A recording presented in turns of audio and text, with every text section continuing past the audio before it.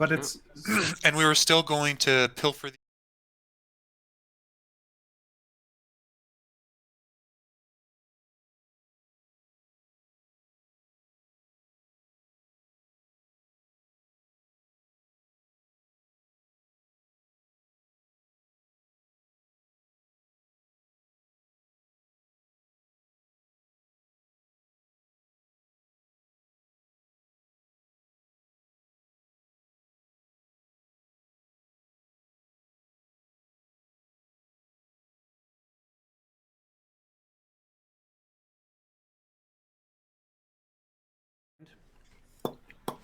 All right.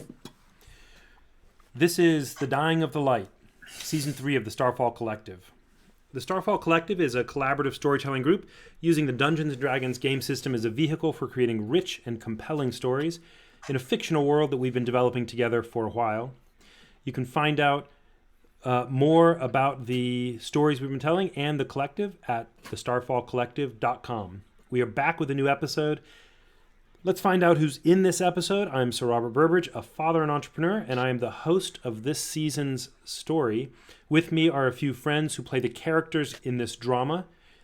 Please say your name, something brief about yourself if you like, and a description of the character you're playing. Anything you're interested in bringing to mind to the listening audience about your character. Why don't we start this time with Belvari? Hi, I'm Belvari, and I'm currently a tiger. That's right. Belvari has the druid ability of becoming animals with certain conditions. He has been in a fight and is a tiger for probably a few more hours or something like that. Just a total hour. An hour? Okay. So you've probably been a tiger for about 10, 15 minutes now. Next, we'll go to Josh. And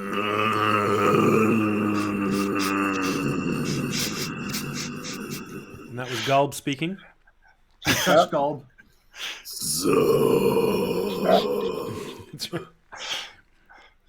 In the previous episode, I will remind us in a moment, but Josh's character Gulb was slain by another orc, and at the end of the battle, Diamondback, Matt's character Diamondback, who is a fledgling necromancer, has animated. Not so fledgling now. He's got a zombie chick in his nest. That's right. He's getting mature at it, but he has animated the corpse of Gulb, now nicknamed Zulb, which presumably stands for zombie Gulb, or perhaps Zeppelin if he's a Led Zeppelin fan.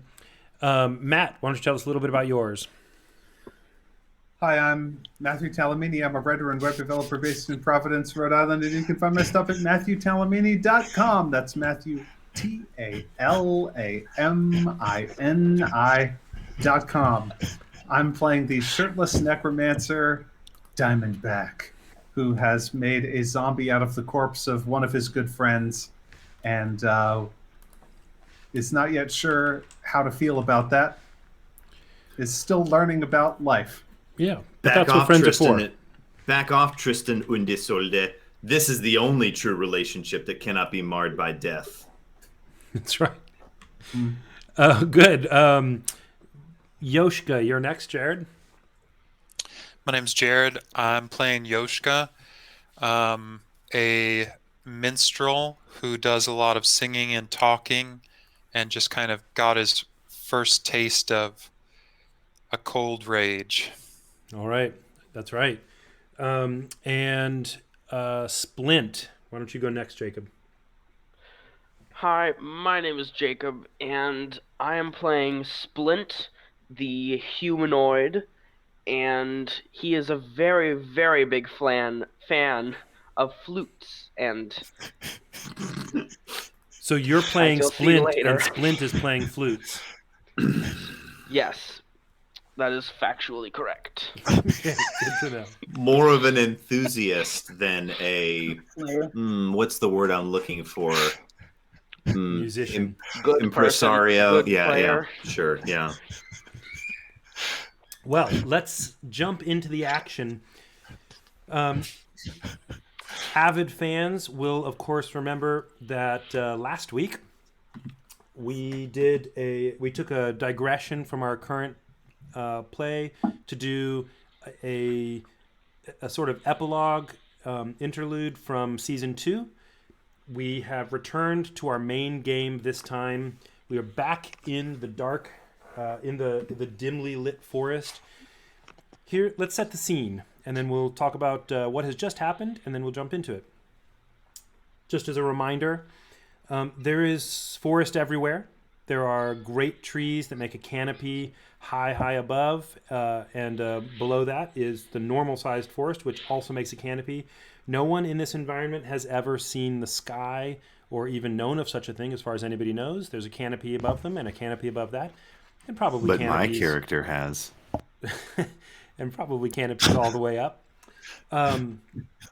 So they are on a mission. They have been sent by Garriott, the, let's call him leader, possibly even mayor of the small hamlet Miradow, to rescue Orden,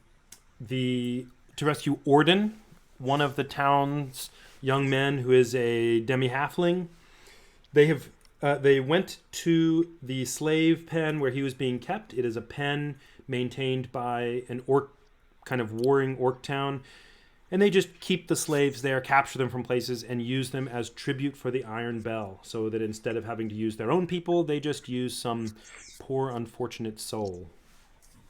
Well, Orden had been captured and taken to this slave pen where he's had a little bit of a traumatic experience. But our intrepid adventurers have come and set their people free. So, last night they had a battle. Gulb died in the battle, became Zulb through the intervention of Diamondback. You may remember that when Neno, Aaron Joy's character, saw Gulb go down, she immediately cast Healing Word. It happened just after he died, but close enough that she actually did heal all of his wounds, but he was still dead. So he's got an intact corpse, which is now animated by necromantic magic. When they finished that battle, they wandered into the... not wandered. They went out of the slave pen and locked the door behind them, closed the door behind them, so that the slaves would not escape and cause chaos by alerting their captors that they are free. But they had mentioned that they had the intent in the morning before they leave, because they're going to try to spend the night, that in the morning before they leave, they would open the gates and let the slaves perhaps make their way or whatever. So they wandered a little bit out of the slave pen and found a small kind of tavern-ish thing, a little independently standing speakeasy where the orcs go when they're traveling from the pen to their main town on this private road. And it had tied to the inside a young man named Splint. They have removed Splint's very thick, hard to remove rope. They have gotten it untied from him through Diamondback's cutting, and he has invited them, as a thanks, he has invited them to spend the night inside his little tavern rather than outside in the open.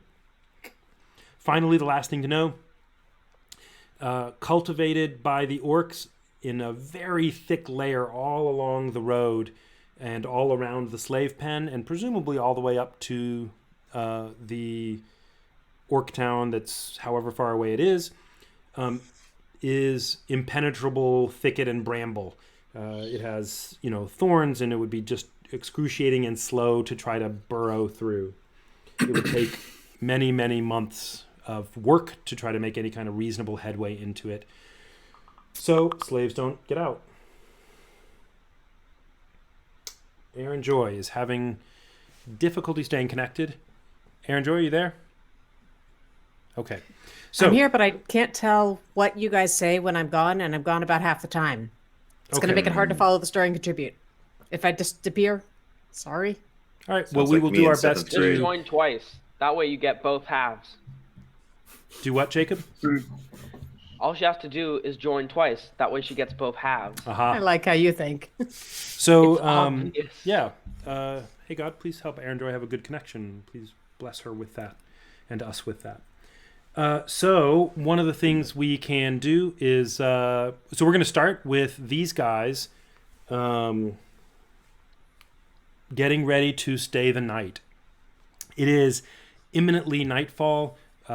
You've probably got less than an hour, maybe half an hour, 15 minutes until it is quite dark outside, which you're probably not, because of the thickness of the walls of the road, you're probably not in danger of things like bears or anything, but there are other creatures like snakes or bats, things that could fly up that might be able to get through. So you have agreed to sleep the night here. Okay, let's jump into the action. That's where we will start. Let's pick up with Splint ushering the 4.5, if we count Gulb as a half, the 4.5 of you in for the night.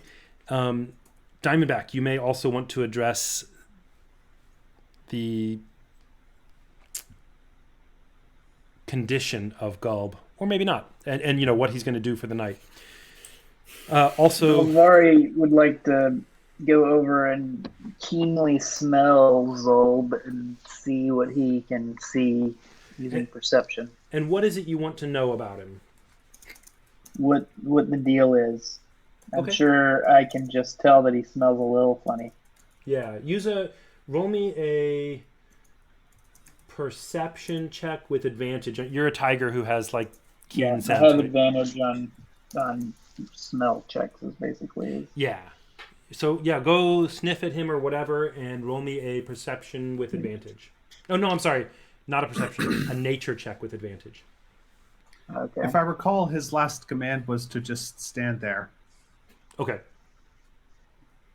So Gulb has his pack on one shoulder, his weapon in one hand, and the doll in the other hand. Right. Because Diamondback said, get your weapon and your pack and your stuff. And I think 3 things is probably about the limit to how many things he can do something about. But Okay, his better nature check was 18. 18. Okay. And so just a quick side note here. We have not yet done anything with alignment or anything like that in this game. I'm more of a fan of letting your actions determine what your alignment is rather than your alignment determine your actions.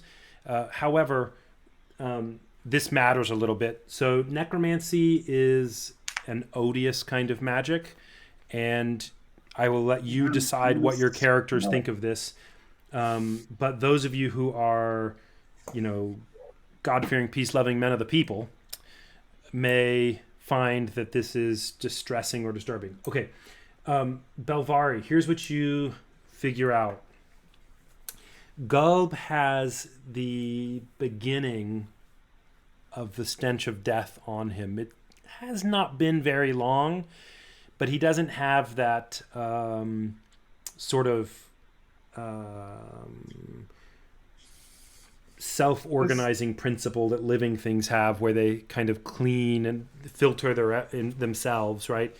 I believe you're referring to intellechy, the scientifically established principle. Sorry, that's right. He doesn't seem to have his own intellechy that way, but he does.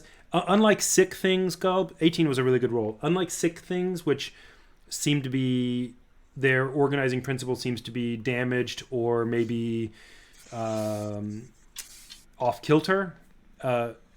He does not seem to have that at all, and you get the impression that he is early on the road of decay, similar to how you have seen Carrion as you've been, doing your stuff.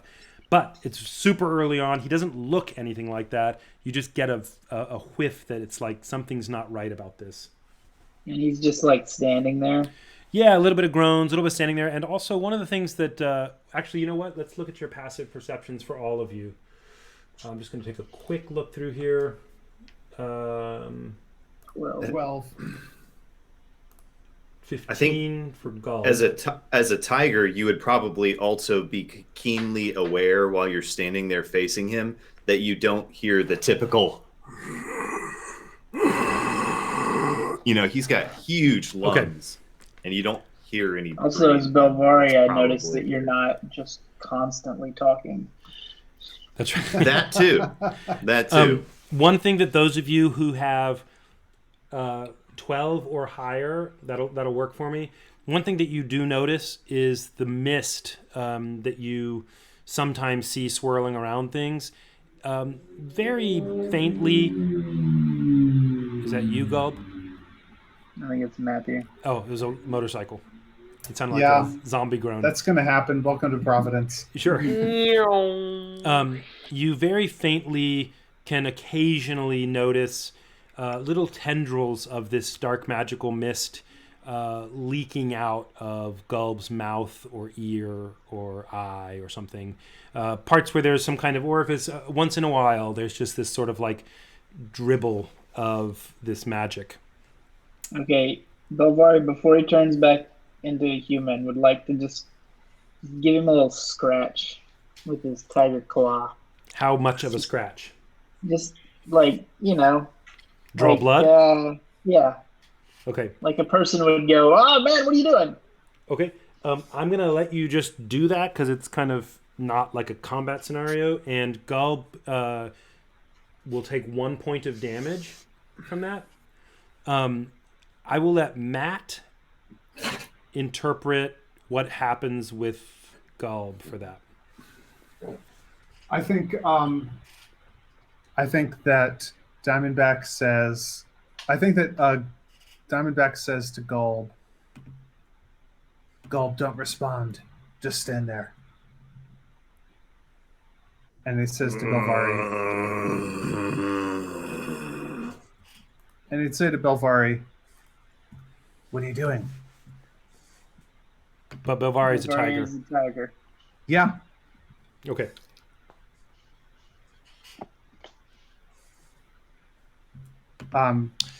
If there's a long silence, it's like Yoshka like looking at me like. Meanwhile, Yoshka is introducing himself to Splint. Okay. And Unfortunately, this means that Matt and I need to roll initiative to see which of us gets to go first. Because if Matt doesn't go first, Zulb is going to defend himself against this tiger. If you issue no commands, the creature defends itself against hostile creatures. That should be up to the DM's discretion, but I'm down with it if you want. Well, I would like to point out that in the rules about this spell, That's true. the creature defends itself against hostile creatures. Okay. So here's what I'll do. Just both of you just roll me a d20 and higher one picks what happens here. Okay. 10. 16. Okay. So what do you do there? And also basically right after this you can issue the command, Matt. Yeah, I mean, it says he defends himself. So, I mean, if there's a zombie that's standing there and a tiger walks up and harms him, I would imagine that he's going to take this maul that's in his hand and try to swing, but he rolls a 2 to attack. So, even if I don't get the previous bonuses that I had before, so I can't imagine that it's going to amount to much. So you see Zulb kind of reflexively jerk his arm and swing the hammer at the tiger. But it thuds heavily and clumsily on the floor. Right.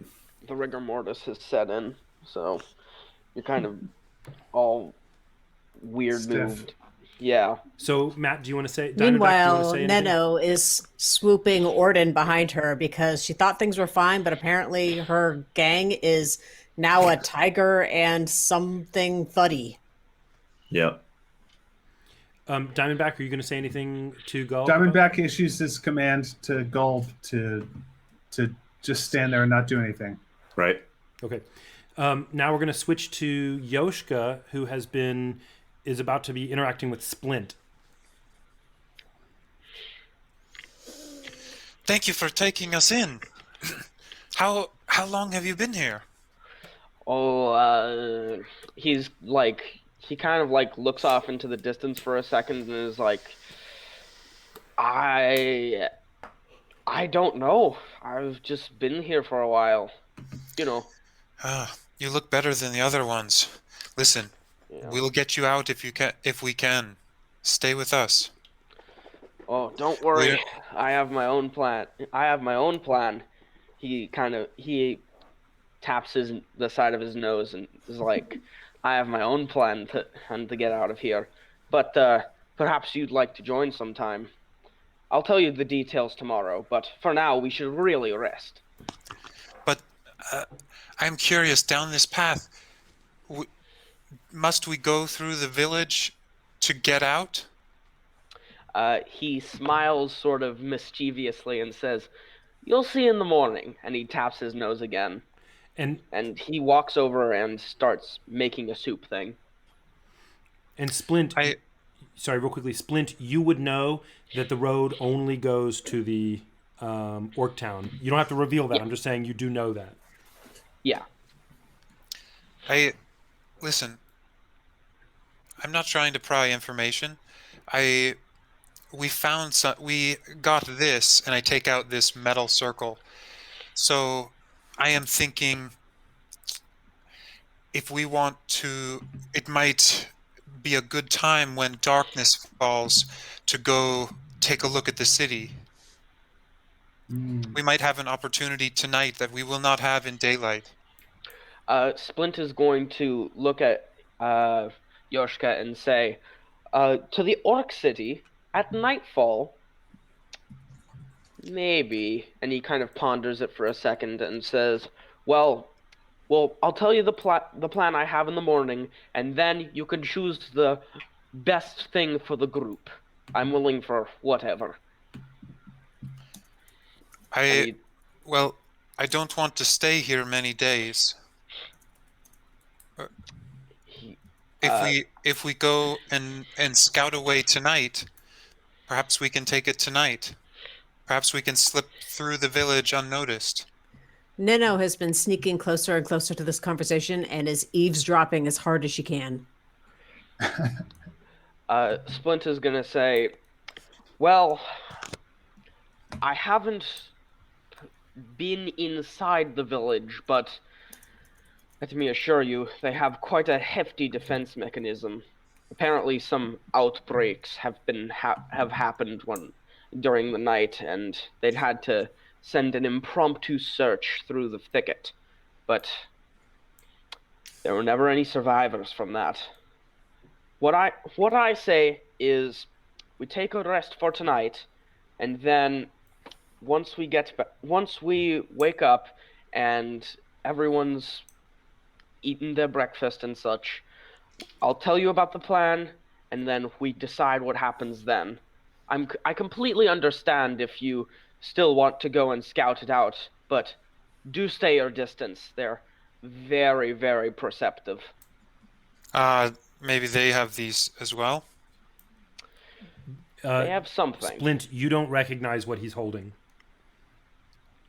Yeah, I'm just going to be vague and ambiguous. Like, they have ways of seeing us, and he's just going to get back to the soup. So listen, do you know Garriott? No. Do I know Garriott? No. You came Splint from a is different gonna place. Splint is going to say, "I don't recall anyone of that name." Yeah, he is the leader of this other boy's village. He told us that there is a long night coming. Do you know what that is? Splint is going to be like, he's going to be sort of, he's kind of confused, like, all the nights are the same. He's just going to say, "Well, I don't know, maybe the canopy is growing thicker here? I have no idea." He said sometimes the fog gets very thick and rolls through for a day or two and no one can go anywhere.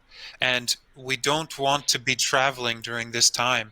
We don't know when this long night is coming, but Garriott, he has strong magics and he can see things from very far away, things that are coming. So he told us this 2 days ago. He said well, sometime between 4 and 7 days. So I hope you understand. I am concerned that we will lose a precious day if we simply rest. Are you feeling tired? Why do you think we need to go to sleep? He's going to keep tending the soup and say, well, he kind of gives a far off stare and says, well, to tell you the truth, my job is actually supposed to turn you in here, but he says, and he holds up a hand, I am fully aware that you could kill me right where I stand, giving an uneasy chuckle. But so I'm willing to. And I'm going to quickly interject from the perspective of common knowledge. Yoshka, it's generally considered like suicidal to go out at night into the woods. So that it would be a very reasonable thing for him. Just it never have occurred to him to go out into the night. You know what I mean? Okay. It's not necessarily that, but he might have some specific reason. But to go outside of your town at night is to court death. Also, Neno, just a reminder, because it's been a couple of weeks, you have used your veil twice in the past day, I believe it was. And each of those times when you're detecting magic, you have noticed an unusually thick fog that's slowly rising. It's now, for humans, it's, say, calf height on the ground. When you have your veil on, you can see. You as a halfling, it's like waist high, but it's, thicker. They probably can't perceive that yet because it's not super visible yet. You do or don't And have she to flipped it contribute. on just before the battle, so she's still got half hour, 45 minutes of sight through it left. Yeah. Yeah. So you're welcome to do whatever you want with that. I just wanted to remind you of that situation. Thank you. Yeah, what does she see when she looks at Splint? She's major suspicious of him and wants to know if it's a magical reason that she's suspicious or Roll just me spidey senses. Arcana, because this is a detect magic veil. Roll me an Arcana and nature check, both of those. So, quick aside, I'm a sorcerer, so if she like succeeds on whatever check, should I kind of explain what kind of sorceress magic she's feeling? Let's see what she rolls. Arcana was a 15. Nature is a 22. Wow. Okay. So, Wow. you actually, with this, so for the listening audience, just to remind you, she has a magic item, a veil, that when she wears it, she has, it has some charges in it that will let her basically see through it with the detect magic spell, right? The widow's veil. That's right. The veil of the seer's widow. So, Neno, here's what you see. He is unlike the rest of you in some ways. You, looking around, you see a normal kind of swirling of mist around everybody's component pouches. That's where the magic is sort of concentrated. You can also tell that there's a little bit of magic associated with the various items that people are carrying. It sort of has an aura around anything magical. But the people themselves don't, except for Gulb does right now. He's got a sort of blackness around him because, what we talked about. What you see with Splint is that he himself has a kind of emanating magic around him. It is, as best you can tell, if you imagine, Aaron Joy, if you imagine how you've seen images with like thermal cameras where it's kind of like it glows red at the core and it kind of fades out to where you're cooler. Mm-hmm. You kind of see a version of that with the magic where you can tell that there's like magic in him. It's not super strong or anything, but it's in him, in his blood, in his flesh, kind of imbuing him. You probably have a sense that this means he has a natural facility with magic, and the name of that is Sorcerer, from his bloodline. Why don't I, let's see, and last thing, because you had such a high nature roll there, Splint, why don't you just tell her your kind of focus as a sorcerer? I don't mean magical focus, I mean school or whatever it's called. Wait, school or like Specialty. sorcerer type? Yeah, sorcerer Okay. type. Splint is not a wild magic sword. Wait, he is a. Let me look it up. Sorry. Yeah, no problem. And Aaron Joy, or Neno, I should say, you do not notice anything dark about the magic. He's not doesn't seem to be evil or anything, like in a malicious, cursed way or something like that. Which you wouldn't notice this, but I'm just to give you a contrast. A tiefling has their magic innate in them, like Sleene, through a curse, right? He doesn't have it that way. It's just more like heritage. Anyway, so when you look at Spleen, he has this like thermal vision energy that my dad said, and it also has this sort of crackly and wavery thing, kind of like a transparent thundercloud that's sort of radiating, pulsing, and then fading away, and then pulsing and fading away to a heartbeat. He's a storm sorcerer. Yeah. At least somebody can keep the storm tradition alive. Yeah. Okay, so Neno is looking for any opportunity she can to bend Yoshika's ear, because well, she always suspected he's a prisoner and he has special accommodations. You don't get that for nothing.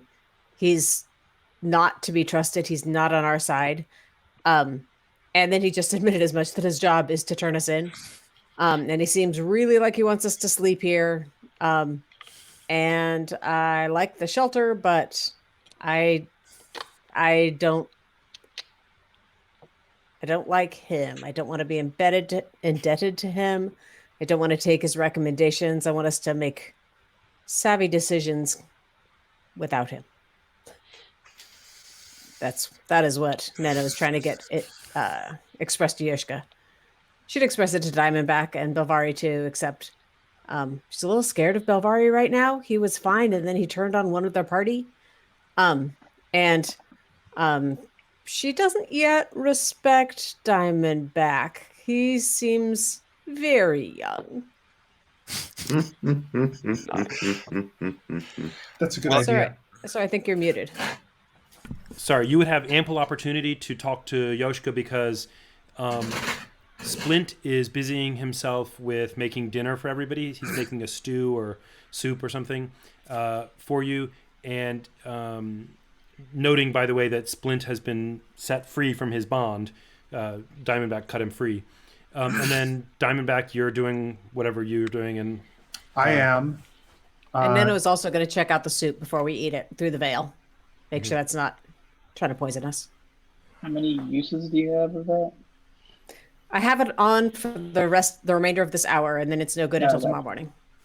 I have Diamondback has pointed out Yoshika and Belvari and Neno to Zombie Gulb and told him to stand at the door of the building and said these, and told him that me and those three are friends. Protect them and guard this door. So, and there are two doors to this building. There's a front door that you came in and a back door. Okay. There's a front door you came in and a back door. So he's standing at the front door. Okay. And then Diamondback is going to take some time, and while the soup is being made, he's going to turn his staff into a large python and post it at the back door, Okay, just lying in front of it as a guard. sure. Same as the shed y'all were in, the little hut or whatever. Okay, Yep. sounds good. And Hey, everybody, let's stick to the schedule. No. good idea. So what do you want to do, Yoshka? Well, just to as an aside to Neno, then I will, in quiet tones, hear her out. And do you want to? We can just gloss the conversation, Aaron, if you want to just have said that, or is there any pointed question you want to have me answer? Okay. No, I just want you to know that I'm leery. Apparently, Neno trusts you as leader now. Okay. She's content to tell you her concerns and then follow your leading. I don't know what to make of him either. You I don't know if we should trust him or not, and I could try to persuade him, but that is sometimes a short game. Could some of us go check out the city tonight while the rest of us are staying secure in the shed and see what we'll be up against tomorrow when we travel by daylight? This is Neno asking Yoshka. That's what was in my mind, but we don't know the area, and have you traveled by night much? Not at all. Only We with you guys. we have been we have had most of our trouble at night when we were hiding from danger. So even with these thick bushes, I would not be surprised if we met something, if it's a good hour's walk. Which means if we got into a fight, we would probably be heard and ruin any surprise. I just hate the thought of this long night coming. I think this night, I don't know, it is more present, but not more dangerous, I think. And then I suppose I'll walk over and is Belvari still a Tiger? tiger? So y'all are, let's say it's the hour is ending. You've been in this place talking a bit, making some stew. So it's now definitely nightfall. It is dark now, first hour of dark, and now Neno, your veil is fading. Its power has gone away, and also the tigeriness is going to evaporate here. I believe it's tigerosity. But Yes. go ahead. Tigerian. Diamondback, Belvari, what is in your mind? I don't like him. And he points at Gold. You pointed to Gulb. Yeah. Okay. Look what you've done, Diamondback. It is quite possible that if we return very quickly to the Great Wizard, Garriott, something more powerful than my magic may be done about his condition. Until that time, isn't it better for the corpse to walk than for us to have to carry it? And guard us at night besides. That. But what does it do to you to do this? It puts me more closely in touch with the traditions of my people.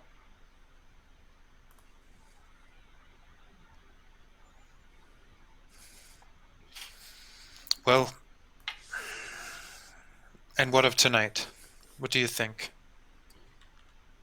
I have a spell that can help us somewhat, a little bit, to move about during the darkness. I think it may be wise to set off before first light, before the first glow of day begins. Although it would be a risk, I think the earlier the better. Um, You can And- always sleep 8 hours and then leave. yes, I think sleep the minimum amount to have a full rest, and then get out. Actually, Diamondback doesn't need a full rest, so just so that we would only have to roll maybe twice on the it's awful darkness table, only risking I a mean, couple of hours of darkness before dawn. But Every also, night we're gonna have to roll the same number of rolls. I don't understand. We're gonna have to roll it whether we're sitting in the shed or out of the shed, right? But we'll have a better chance of fighting whatever it is if we're in the shed. No, I gotcha. I mean, Splint has been living here, presumably safely. Yeah. I want to quiz Splint. Uh, Go ahead. I just want to try and put some pressure on him. I say, Splint, I overheard that you have a plan of escape. Isn't it better to unfold that plan to all of your allies sooner rather than later, so that we can prepare before the time comes? And Jacob, sorry, Yeah. let me interject here. I had previously worked out, just to let you guys know why he's reticent. I had previously worked out that we would do something at a certain time. Jacob, it's okay with me if you do it now, since they're pressing towards it. Okay, I great. totally don't mind.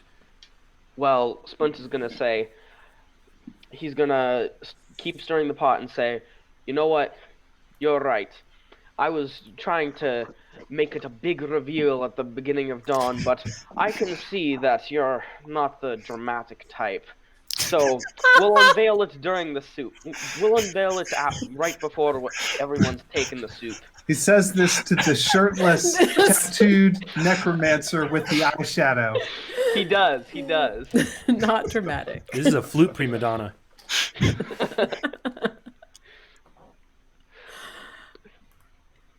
Any other questions that you have for him, or is it just that? Diamondback is happy, but he has another question for the group. He says, "Does anybody have any kind of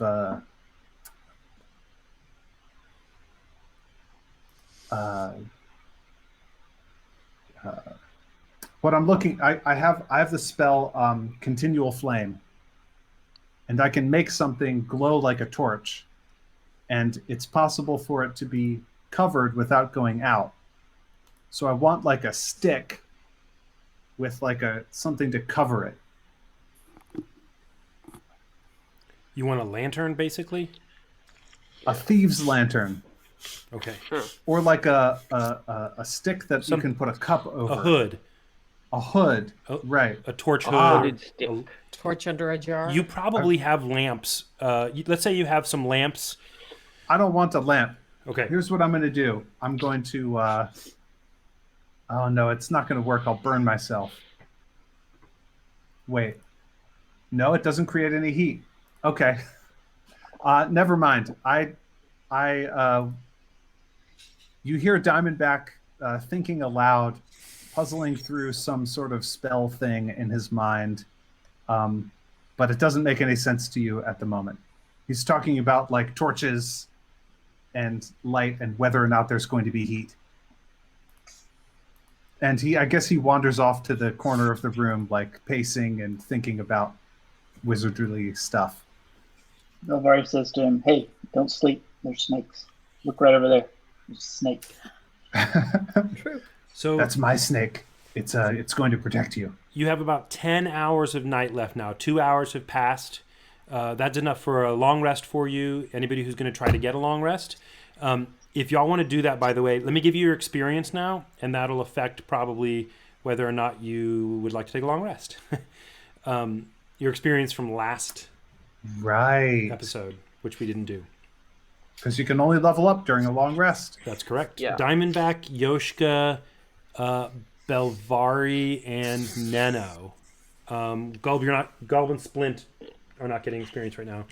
The other 4 of you get sorry, hold on. I'm pretty sure Gulb would get experience, but Zolb probably wouldn't. Sure, fair enough.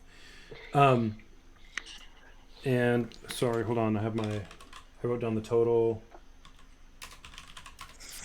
I'll take Gulp's leftover experience points. I need them. I cede the remainder of my experience points to the delegate from Gnomeville. So the 4 of you went through the tunnel, the underwater channel. Swirly tunnel. And you had if I'm not mistaken, the last episode was you had the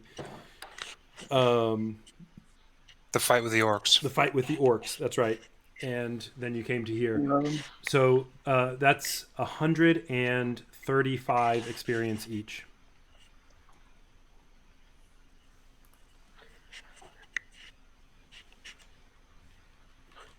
There's nothing.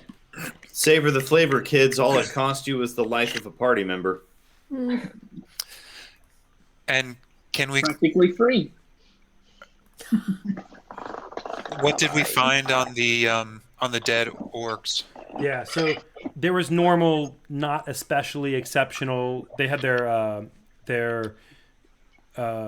weapons that were just normal weapons, javelins for up against the wall, and stone axe. As far as the stuff that you found, if you guys open your community pouch, what do you call it? The Shared component. Oh, shared component echo from pouch. Thank the you. The party pouch. Yep. Party pouch. Did you, Sir Robert? Did you put all of my stuff into the party pouch? I did not. I didn't do anything with your stuff. Matt, you should have all my stuff then. Yeah, I haven't actually done that. But Okay. Diamondback is going to take all of your components. Do you have access to that, or do I need to send you a link to it? I bet you could share the doc. Yeah, I don't have access to it. All right, I'll pull it up. Oh man, the shared component pouch got a little wonky. It's just kind of empty. Yeah.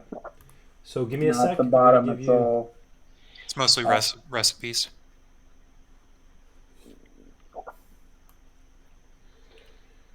Okay. And Can we get the story from Splint during the 2 hours we just had while we're eating soup? Before our 10 hours of possible resting? yeah, that sounds good. Splint, why don't you tell them your plan right now? And I'm going to put these into your component pouch, into the group pouch that y'all can see. Okay. So Splint is gonna sit down on a little stool thing and get into kind of explaining posture with both of his arms stretched out and kind of bent. And he says, "All right, here's the plan. So the morning guard swap will come around roughly 2 hours after after we'll wake up. My plan is that we go through a secret passage that I've dug out in the underbrush, and we go through that passage and then out to freedom. Now, I haven't actually gotten out into the woods. I've been able to scrounge out in there, but I haven't gotten past 3 feet away from the brush. So that's where you guys are gonna come in." And he kind of like gestures to everyone and says, "You guys are going to need to help me and everyone else get out of here safely while I show you guys through the underbrush. And he kind of leans back and says, "So, any questions?" Great. I was hoping we could set them all free. Well, Sorry, and I just want to clarify that real quickly. The length of his rope that he was tied to, if you go through the back door, he has tunneled as far as he could reach with the rope on him, which was like, 100 or 200 so feet. feet into the brambles to try to get into regular woods, right? Past the growth part. He thinks he's close to it, but he hasn't actually broken out of it yet. And his limit was the length of the rope. So he's made this little narrow tunnel under the underbrush to try to get out. Splint is going to turn to Yoshika and say, what other people? The people in the slave camps. We can set free, like, maybe a few of them, but if we set all of them free, then... Man, that'll strain the... He kind of, like, leans back again, thinking... It will be a difficult journey for all of them to come back to Garriott. I am not thinking to take them with us, but at least to set them free and give them a chance. Perhaps we can give them the... I can use some of my songs to lift their spirits, and we can give them those axes. Maybe they can get some sticks or clubs on the way, and we can go one way, they can go the other. Splint is gonna lean forward and say, that might work. Look, all I figured out is a plan for me and now you guys to all come and go through the brush and get out. I had no intentions of freeing the other people. However, you obviously feel strongly about this, so I will try and help work some way of getting them all out, but it won't be easy. I say we go, and before we They will go, die in the woods. we show them the way and let them do as they will. Splint says, all right, I can see that working. We'll have to get up at least an hour earlier in order to get them all out here and show them the correct path, but it will work. They speak common, don't they? We'll tell them Most the of correct them. path. He kind of like puts his hands in front of his chin and like sort of not embarrassed but sort of thinking way. Well, just in case I had managed to get 3 and one of the guards happened to find my hole, I've dug a very complex system through the underbrush, and needless to say, it will take at least it'll take 5 hours to explain all of the complexities and minor hints that you're going the wrong direction. Ooh, you have used your time wisely, young man. He's gonna smile and say, "Thank you. I do know how to survive in these charred wastelands." And he kind of points around to the furbished kitchen, furbished to other standards. A labyrinth, an interesting strategy sometimes employed by my people. Yes. And your people also lived in the underbrush, I see. We have done our share of hiding. His tone grows kind of serious, and he nods knowingly. Well, I thank you for putting your trust in us and telling us your plan. Certainly, this is the best plan, and I should have perhaps. Well, I hope you understand that we wanted to know. But let's get to this. So, if you all, just a quick digression, if you look into your party component pouch, starting at line 42, which is the bottom of it, I added what you found. You found the orcs had some components on them, as you would expect, but they also had a lockbox, and there were quite a few components in it. It's normal for people to have these. They had a cache of them for the guards to have and use, as well as some personal stuff. You don't know what they are, but there are quite a few of them in there. Nice. Huh. I see. This makes me wonder if we should sleep tonight. Don't So, sleep, Splint, there's snakes. you Yeah. would, being familiar with this area, you would know that in addition to cultivating the brambly stuff, the orcs you have encountered as you've been digging, the orcs have also cultivated unpleasant things, in the woods around. So nighttime's not. It would not be safe to go through at night. That doesn't mean you can't. It just means it would not be. It would be like nighttime outside. Yeah. Splint is gonna say, And for all the slaves, it's not ever safe. Yeah. yeah.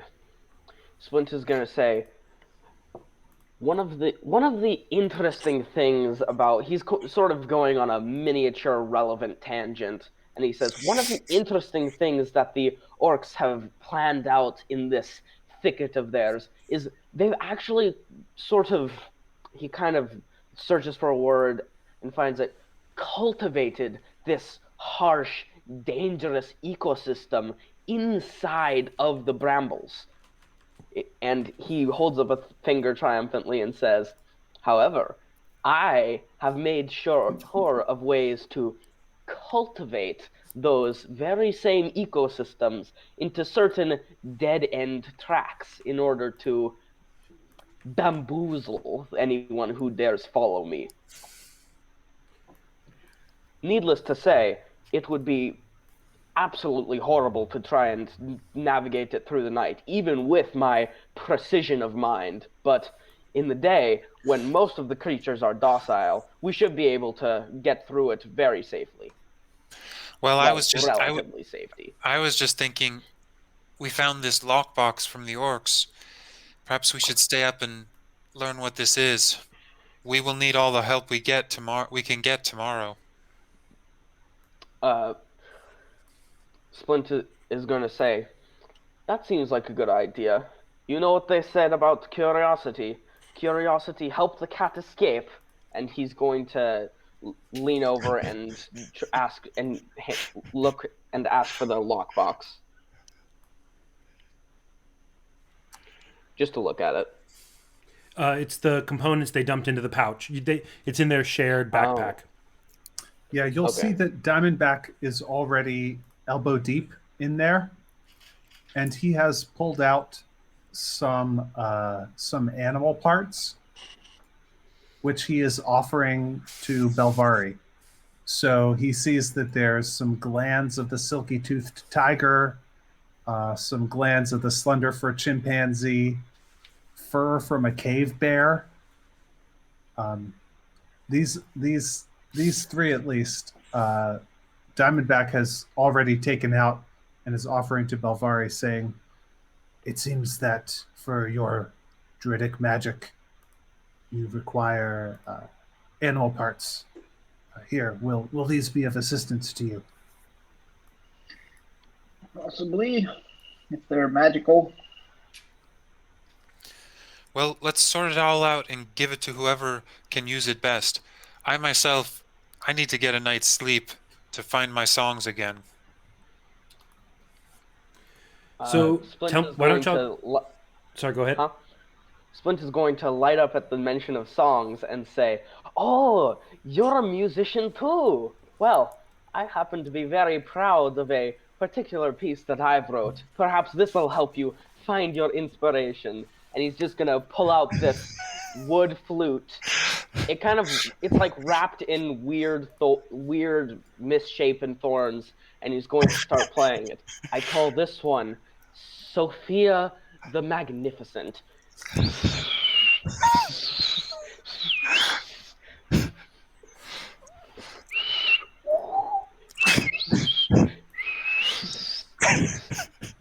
It's I not hope even that- making real musical sounds. It's just making like breathy, broken harmonics.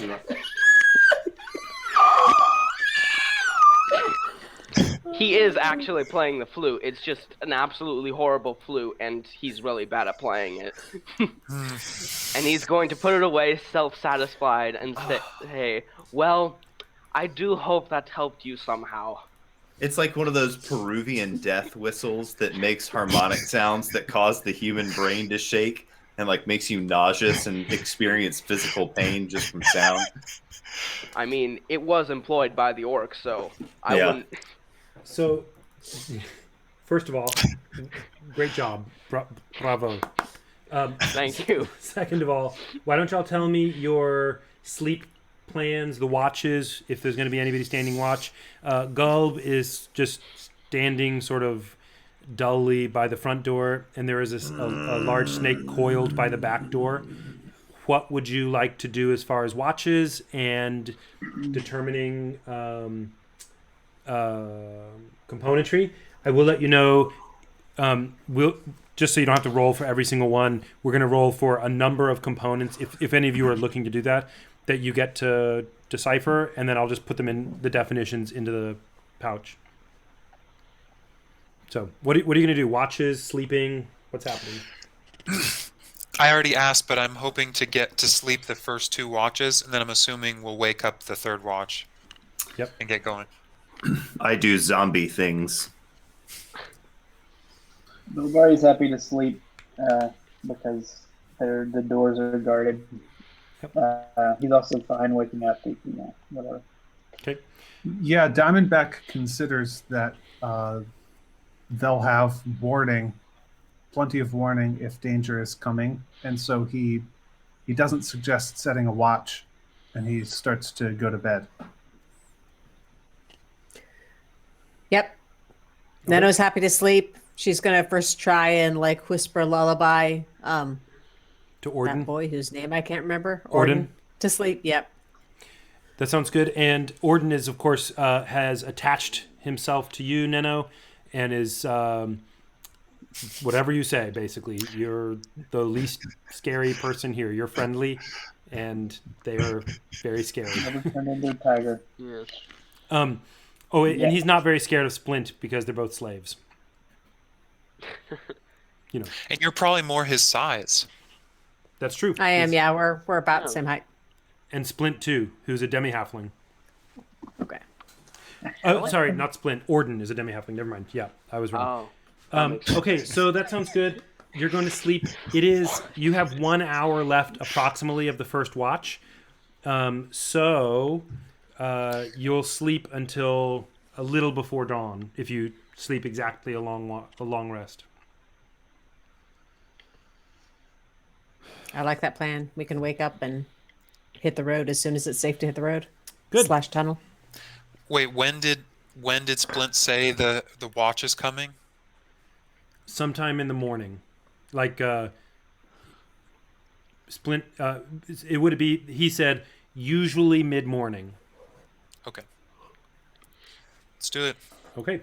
What I want you to do for me, guys, is where did I put my dice? By the way, Matt, you saw the note that I sent you about how I put gold stuff on a tab of the party document so that I didn't have to share a separate document. Oh, I see. Yeah, I didn't anyway, see keep going. that. All right, good. Sorry.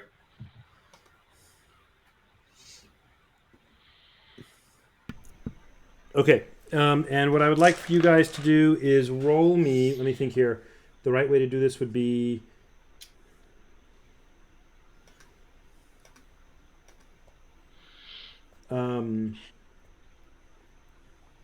Actually, no. You know what? Instead of rolling, we will do the night. Let me just, since y'all are all sleeping, Splinter. What are you gonna do?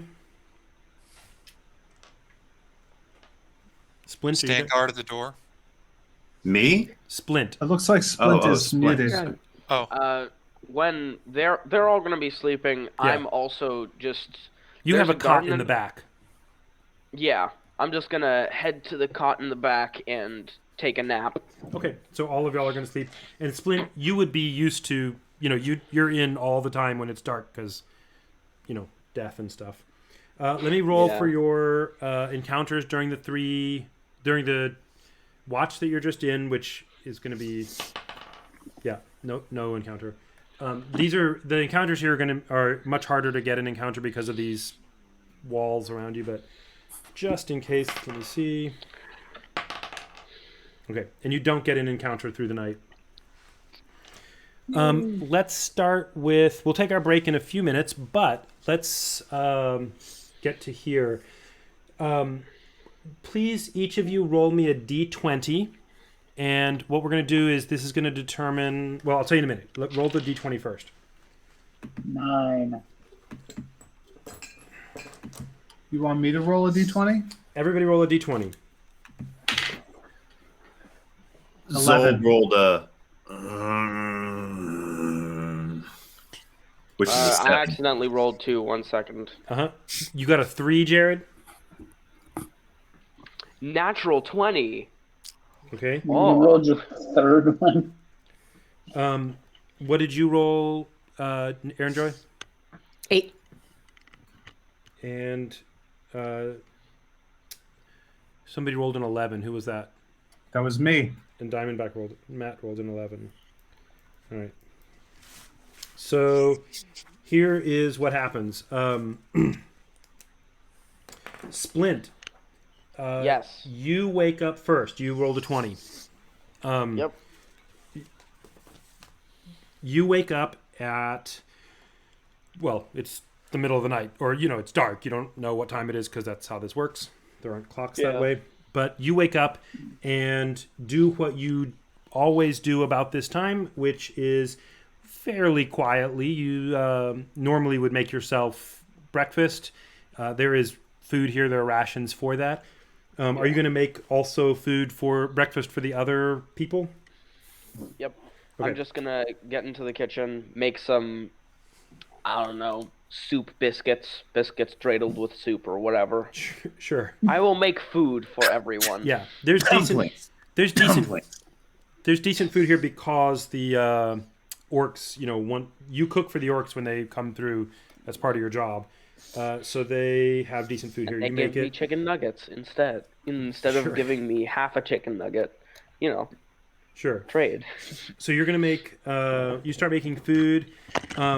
After about 15, 20 minutes, Diamondback, who is was sleeping, near enough. He seems to hear the, little bit of noise you're making, rustling some things, making a few, robin's eggs or whatever you happen to have, some pork or something. And Diamondback, you wake up. What do you want to do? It's not like crazy. You just hear the rustling and you are now awake. Yeah, the first thing I do is I bring my snake back, turn it back into a staff, Mm-hmm. and then I check my component pouch upon waking, And you make find sure nothing everything's strange. there, Yep. make sure all of Gulb's stuff is still there, etc. To your perception, nothing has changed. It is as you left it. Does it look like daytime is coming up soon? The are you going to look out the door or something? What's going on? Yeah, I'll go check on Gulb and also look out over his shoulder or whatever, Out the front door. out the front door. Okay. You look out the front door. It is what's that word? The word that means morning Twilight. time, twilight. Yeah. Gloaming. Dawn. Gloaming. Dawn. Yeah. It is not quite dawn because I think dawn might be attached to the sun, but I'm not sure. But it is at least lighter than it was, and it's not daytime by any means yet. But you could, if you wanted to, for example, you could easily go back to the slave pen.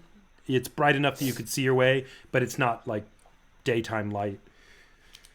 At that point, because he rolled just a little under you, Belvari, Diamondback has checked his pouch, and Gulb, he's checked his equipment and has gone and is tending to Gulb. He's just kind of making sure he's still standing dumbly there.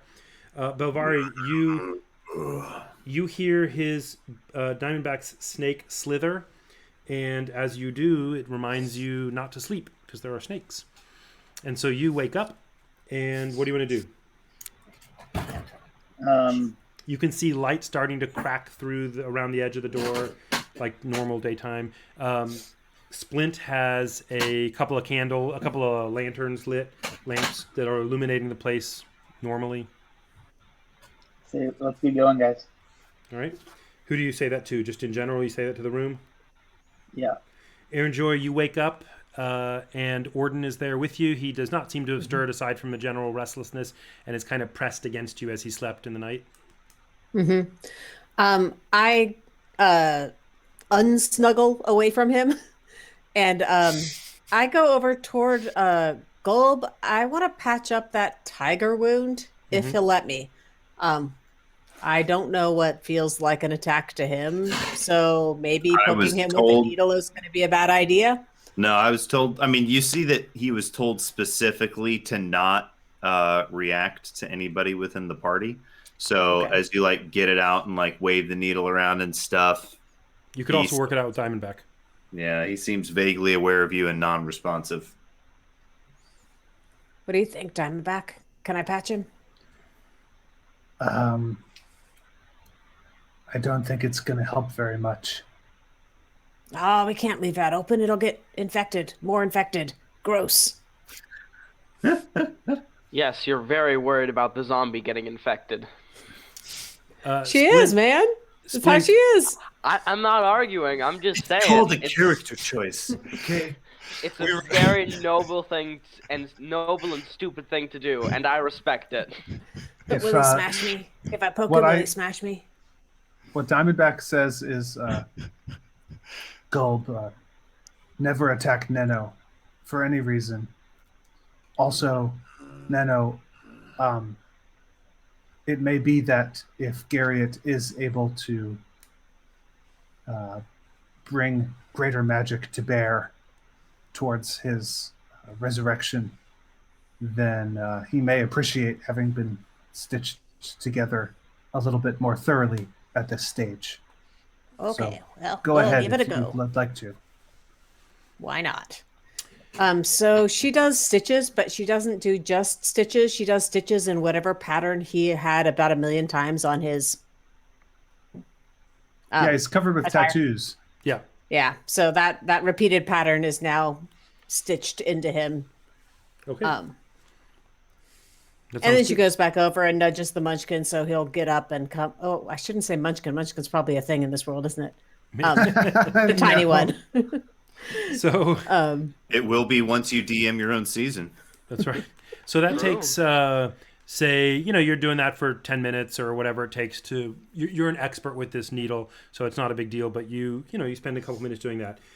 Jared, you rolled a 3, which was a quite low roll for waking up. You're the last one to awaken, and you actually do awaken, but you awaken in particular as you hear, and so does everyone else.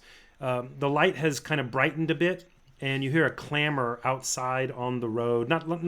You just hear a bit of noise out on the road of a number of people that are like some horses or, mules or something, some kind of, animal like that, as well as some chattering and talking that is outside on the road, and they seem to be discussing something none of you can make out exactly. The road beyond the brambles, or the road that goes to the orc village? The road that you came along that goes from the slave pen to presumably the orc village. Splint is gonna stop making his stew and look up, and then he's going to walk slightly towards the door, and he's going to gasp and say, Bulls Bullocks, we gotta get out of here. What do y'all want to do? Jared, you have just awakened. Right now, Gulb is near the door, but has, you've moved around a little bit so that Neno could get to you and stitch. Diamondback, you're probably not standing there watching her stitch him. You've done something. And Belvari and He's been standing by the doorway for a long time. Say it again. Belvari's been standing by the door looking antsy, ready to go for an hour. The front door, which is the road, or the back door, which is where Splint has made the tunnels? Oh. I wasn't aware that the tunnels were at the back. I guess probably the back. Okay. Sounds good. So let's see. I'll give you... Okay, you know what? The situation's tense. You don't know what's happening. So roll me initiative. Mostly just so I can see the order in which you guys are doing things. Everybody roll me initiative. Yay! 2. Did you say 2? Think, yeah. Okay. 21. I think, Sir Robert, what you meant to say was everyone with free will roll initiative. That's right. Splint had a 21. Yep. Diamondback has a 21, and I think the zombie would get its own initiative. I think so. But Josh, it says do that you have get to on your... Oh, that's true, because you on your turn can use a bonus action to give me a command, but otherwise I just kind of autopilot. Roll me initiative with disadvantage. Okay. Aaron Joy? 22. The disadvantage is just to illuminate the fact that you're kind of dull right now. Sure. And Jared? I do have a -2 already, but yeah. I rolled at disadvantage because I'm just waking up. 11. Okay. Gulb, what do you have? Zolb. That's a 3. Okay. Still before me. Belvari's just really upset that we have not left yet. All right. So you hear a bit of jibber jabber out the front. Aaron Joy, I'm gonna effectively just let you and Orden act together because you're steering him. You're the first one who responds to it. You don't know what that is out there, but it's definitely out the front door. And Splint seems a little concerned. He looks up. Okay. Neno draws the conclusion that it's got to be the orcs coming earlier than planned. She shouts towards Splint, "Can you delay them or distract them?" And Splint says, "Wait, go ahead." As she is dashing toward the entrance to the tunnel, the back her door. thinking, although I don't know how she's going to convey this exactly, is if they can get into the door of the tunnel, so only Splint is left in the house, Splint can make things look normal and get them to pass along their way, and then they'll have another however long it takes them to get to the village. Neno, as a head start. That sounds good. Belvari, you're near the back door. Ansi, Neno, you're about 60 feet because you were in the corner with Orden. You're about 60 feet from the back door. You could big shed. If you sprint to it, you can get just to it. Out in the back, you will know that there's not a yard, but there's some barrels and stuff out there. So there's a good 20 feet before it gets to the edge of the clearing, and you're going to need Splint to tell you how to break through and see the tunnels. So he has to get there first to show you where to go. But you can get to approximately where Belvari is right now. In your 6 seconds. Can we duck through the door and lean against the back wall of the building so we're out of eye shot from the front door? Okay. Yeah, Splint is just going to tell them, not on his turn, but just in reply to Belvari, he's going to say, okay, and he's going to detail some hiding spots that he's That'll be your whole turn. You've got 6 seconds on a turn. Okay. Then he's just going to say, okay, I'll go out, pretend everything's normal. You guys just hide in the back. And he's going to go out into the front, casually strolling to the bench, sitting down, and start playing his flute. Okay, Matt, it's your turn. Diamondback? Diamondback is going to sneak out the back way towards the tunnel. Are you going to command Gulb to do anything? Yes, I'm going to use my Action. movement and action to sneak, and my bonus action to command Gull to sneak along after me. Okay. And again, you will make it not quite out the back door, but like to where Belvari is, which is in this Right. little kind of, it's sort of like a foyer, but for the back door. You know, it's like where Splint does cooking and stuff. That's okay. Yeah, so I go to there and I tell Gull to follow me quietly. And y'all from that position, you are somewhat obscured from the front door. You're not easily seen. There are posts in a normal sort of area for Splint to do some work to cook for them. So that brings us to Jared was next with 11. So before Jared, actually no, Jared, you'll go next. What do you want to do? You were sleeping. You can probably get to the back door, and through it, a little bit through it. Or you can get just to hiding. You won't be able to hide if you do that, but you'll be able to hide if you get, if you want to go about to where Diamondback, Belvari, and Neno are. You'll be able to do that, and then also use some stealth if you want to. So, say they're not out the back door yet? They made it to the sort of like little antechamber to the back door. It's sort of a cooking room, like a kitchen sort of food prep area that Splint uses. It's somewhat obscured. There's a low shelf and like a counter and some stuff that Splint cooks for the orcs when they come. Y'all were sleeping in the main sort of table area of the tavern, but you could make it. Is this a walled building? It is, yeah. Okay. Something you said made me not sure. Okay, I'll just follow them. Okay, so y'all are there and somewhat obscured. And I will have you roll, if we need to, you can roll to see stealth or something. Belvari had a 2 and Zulb had a 3. Belvari, you are already at the back door. It's not your turn yet. And Zulb is standing motionless a little bit away from the door. You're just sort of next to the door where Neno was working on you. Here's what you see. You hear a little bit of commotion outside, and the door swings sort of roughly open, not violently, just sort of like somebody wasn't being careful. And you hear a loudish voice, before you even see anybody, a loudish voice say, "Where's your boy? Get us some food and get us some ale." And the voice sounds familiar to you. You walking in, you find that there are 2 orcs that come in immediately after Yat. Yat, the idiot. Yat the idiot. He swaggers into the room, not paying attention to what's going on. Splint, you were making your way towards the front door, talked a little bit to Neno. They see you there. You have been preparing food. To their perception, it looks like you are doing what you're supposed to be doing. Yat sits loudly and, grandiosely as though he owns the place and orders the orcs to hurry up and have your boy get him some ale and some food. And we're going to come get some of these slaves when it's time, but we got a few minutes while they sort out that stuff outside. And Yat slings down his his little pouch of his satchel of belongings.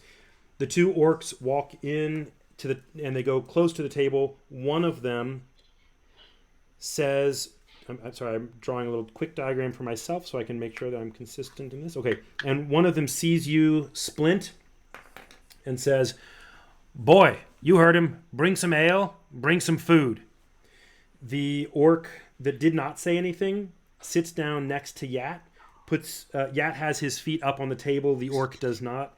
And the other orc is standing on the other side of Yat with his back now to the door. It is Belvari's turn next, but we're going to take our 10-minute break, and we'll be back in a few minutes. Real quick, am I See you later. in view of You all that are in the back area are partially obscured, and they are not expecting anything or paying attention to you. They have not seemed to see you. Okay, gotcha. Didn't quite know how much of an idiot I was. Yeah. Okay, so we'll be back in about 5 or 10 minutes, around 9:15, 9:20.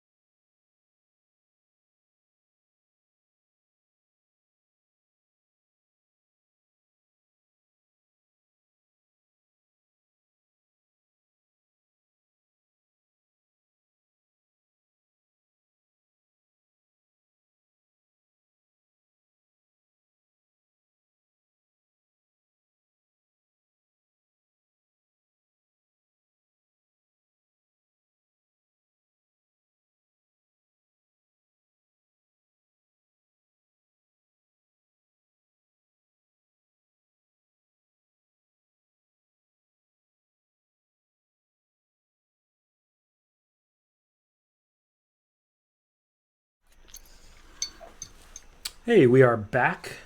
This is The Dying of the Light, Season 3 of the Starfall Collective.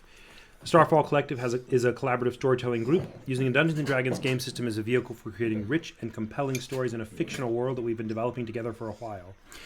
You can find out more about the collective as well as the stories we're telling at thestarfallcollective.com. We're back with a new episode. This is the second episode of tonight, so I'll skip the intros in the interest of time this time. But in the previous episode, the party heard they're waiting in this room for dawn, this tavern, and they are sleeping there. They wake up, and first thing in the morning, they hear a commotion outside, just some noise and activity outside. And as they race for the back door, they are gathered near the back door, except for Splint, who is walking towards the front door to try to forestall any ill events. When suddenly Yat bursts in with two orcish townfolk. They come and are not paying attention to much aside from Yat's demands to have be tended with food and drink. And the orcs come in and sit down and order Splint to do so. They did not seem to notice that several feet away from the door and standing silently is Gulb, who has been ordered by Diamondback to follow him, but he has not started to follow yet. Standing in the back of the room are Yoshka, Neno, along with the young boy that they just rescued from the slave pen. Also, Diamondback is there, and Belvari standing by the door. We jump into the action at this moment. The orcs have just echoed Yat's demands for food, ordering Splint to get it for him. And I'm just going to enter these initiatives that you guys rolled. Give me 1 second here. Yoshka had 11. Diamondback had 21. Neno was at 22. And Splint was at 21. And let's roll the initiative for these guys and start the thing. Okay, it is now, they've done their turn, they walked in. It is now Zombie Gulb's turn. So Diamondback has just ordered Gulb to follow him out the back. Gulb, being a little bit slow right now, a little dimmer than usual, has taken a few moments to figure himself out and strides at an even, unhurried pace, seemingly unaware of the Iron Bell and two orc townsfolk having just recently entered. He strides directly towards Diamondback, but only makes it about halfway before his turn ends. So in the seconds, he crosses about half the room. He is now an orc standing dully in the middle of this tavern. And it is not standing. He's walking, at a normal pace towards the back, maybe slightly slow. Belvari, you are next. You have, it's your turn. You are standing next to the back door. I would like to kind of crouch and hide and prepare in case somebody sees something out of the ordinary. And okay, yeah, roll me a stealth roll. You mean like me?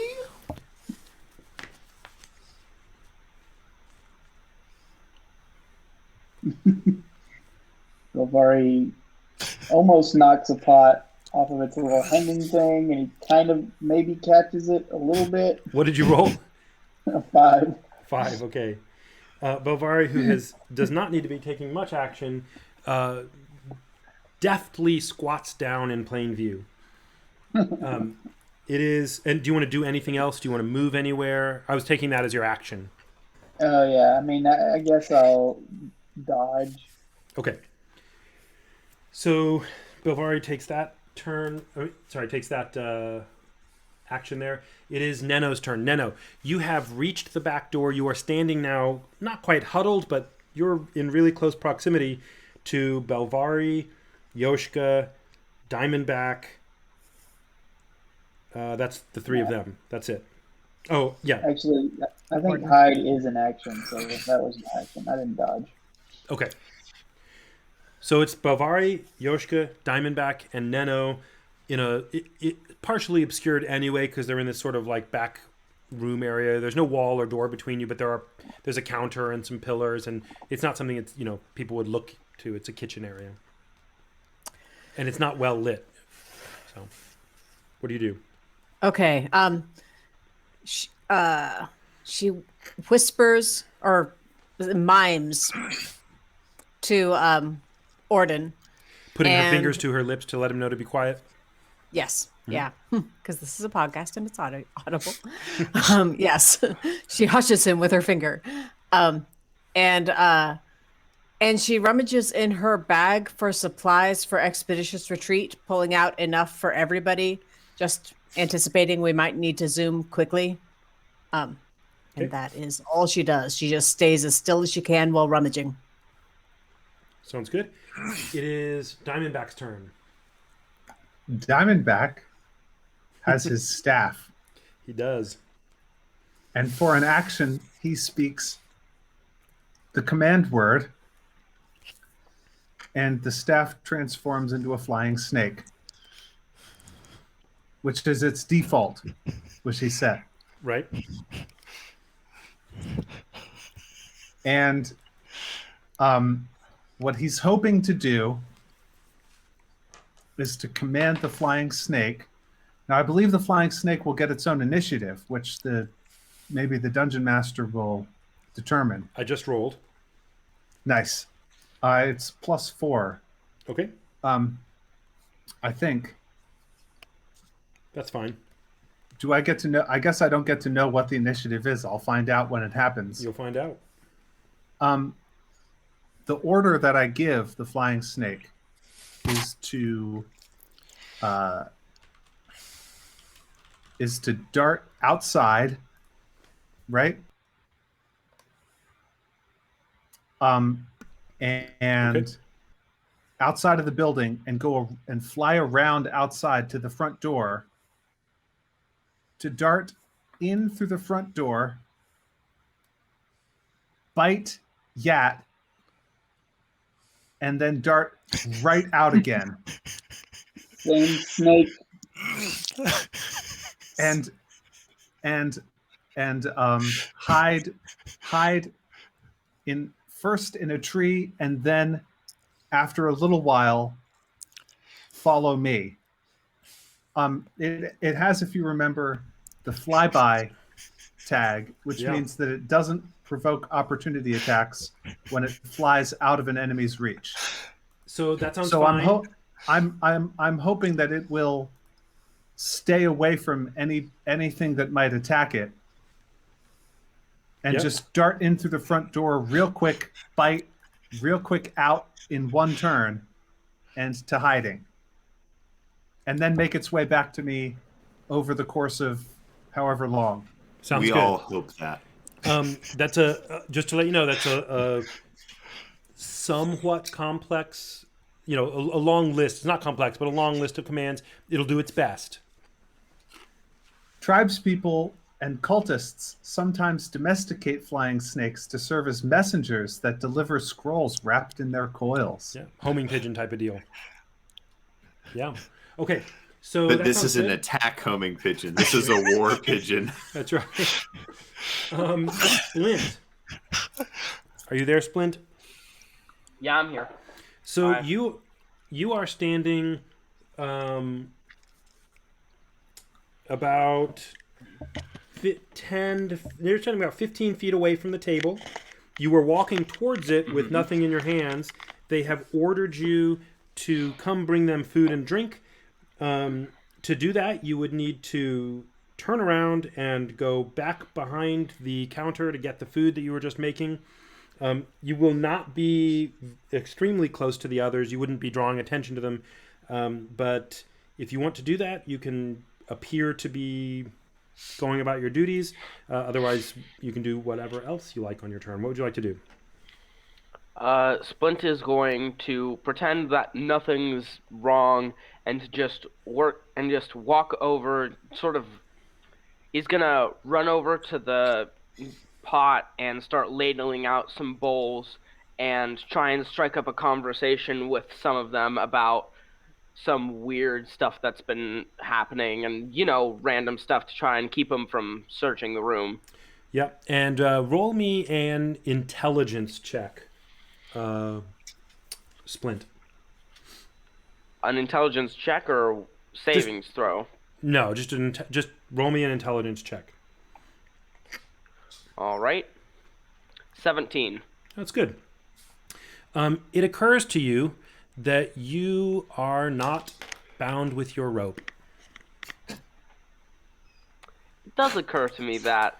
So instead of just going to the pot and start ladling out food, he is just going to walk out into the back and say, 1 second, let me grab some fresh ingredients. The soup on the pot, he kind of says it in a sort of gossipy tone. The soup on the pot's a bit old. And he walks out into the garden with like a smile on his face, like 1 second. And he is just going to, and once he closes the door and gets back into the garden, he is going to just grab the sack that he put out there and get to the hole and try and tell everyone else to make their way there as well. Okay. And they are not outside yet, but you can wait there. Oh, they're not outside. They're on the inside of that door. But you can wait there. They see you leaving. You can wait there and hold the, tunnel open if you like. Still Thanks sounds for good? leading by example.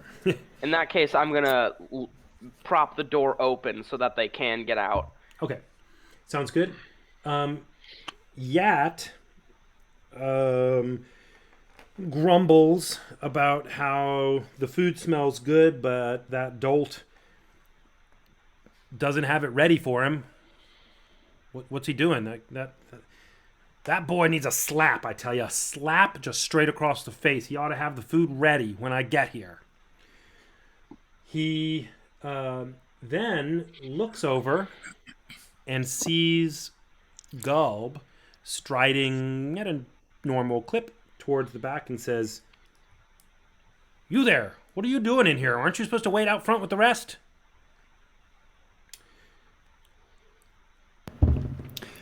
Bulb has no orders to respond or capacity for rational thought. Yeah, I'm not even sure if his head would turn towards Yat. I think he's just kind of, All right. just kind of makes some sort of low grunting vocalization while he walks, Sounds and good. just doesn't break speed, doesn't slow down. Okay. And it is now the turn of Playing it cool because his blood is cool. That's right, ice by the cold.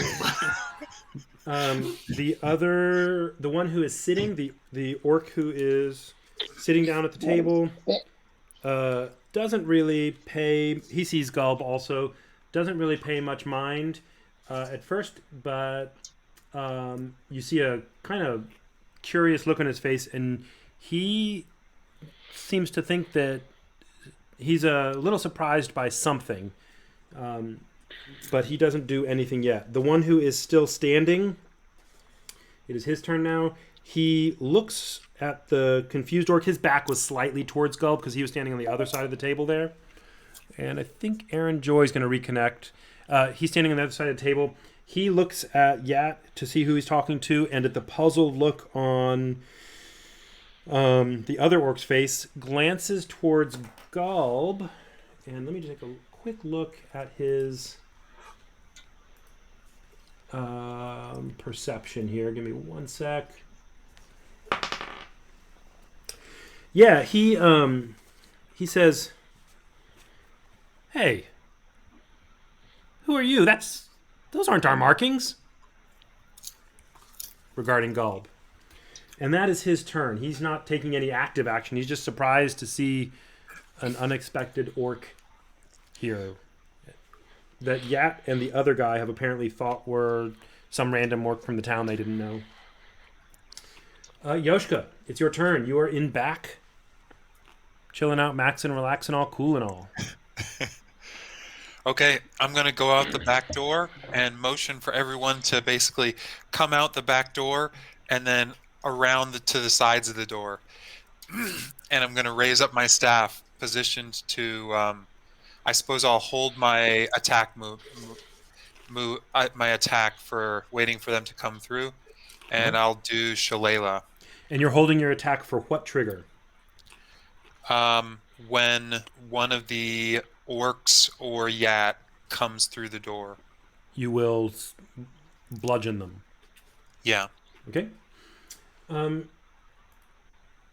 Deep tissue massage. That's right. Skull. Diamondback. Let's see. Let me get my distances here. Yeah, that'll work. Okay. Diamondback. The somewhat ill-fitting door that doesn't seem like they've taken good care of Splint. They don't seem to care much about him, to no one's surprise.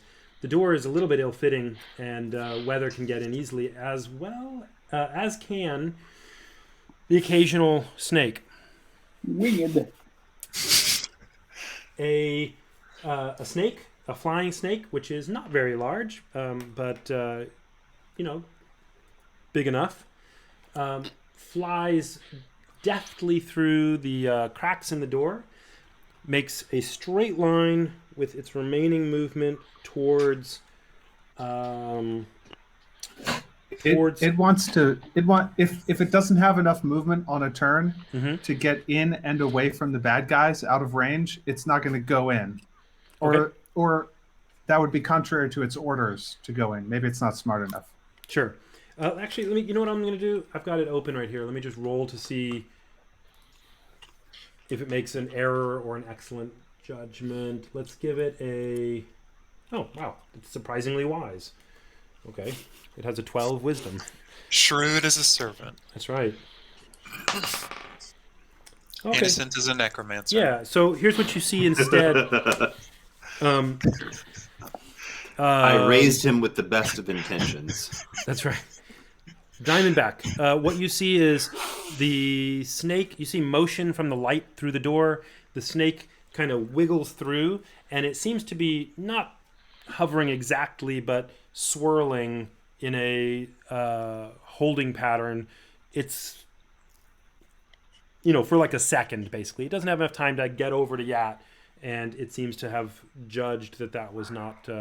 it shouldn't go get itself killed. It's wiser than some of us. Hey.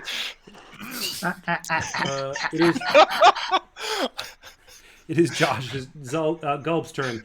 Josh, what do you think he would do here? Zulb was given a direct order to follow Diamondback out the back. Mm-hmm. So I think people are starting to talk to him like, hey, wait, who are you? And Zulb's just kind of like, and just keeps walking. So you make it all the way to Diamondback because you were halfway through the room, and you just stand there and look at him. You're now standing there, in the back area as these guys are saying, hey, you, what are you doing? You just ignore them to their perception. Is there a window nearby? No windows. Nuts. Okay. It's not that nice of a little place. Belvari, it is your turn. You now are standing with an extraordinarily excellent stealth roll of 5. Mm-hmm. Everyone is staring at Gulb, who is standing next to you all. So they're looking at me. Yeah, I mean, more or less. Belvari will turn into a black bear.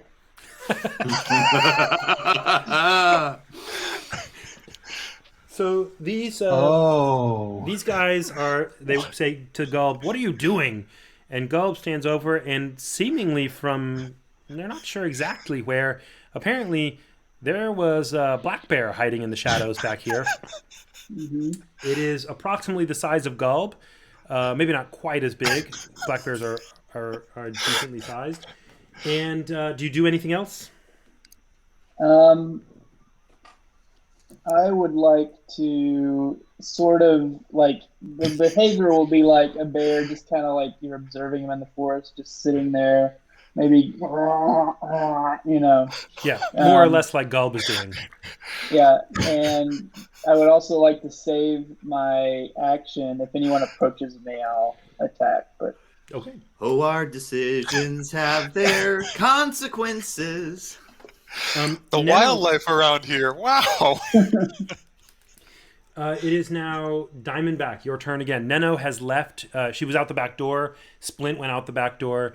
Diamondback, you now have Gulb standing right next to you, and maybe to your surprise, maybe not, a black bear is also next to you. You are dwarfed, even though you're not small. You're dwarfed by these two gargantuan figures. Sorry, I hear my own voice somehow echoing. yeah, yeah, echo. I hear it too. And there we go. And oh wait, it's back. Sorry, can we? Anybody tell who that is? Can you mute yourselves and I'll check. 1, 2, 3. 1, 2, 3. ABC. Matt, unmute. ABC. Jared. 1, 2, 3. I think it's yours, Jared. Somehow. That's weird. I have headphones on. I believe you.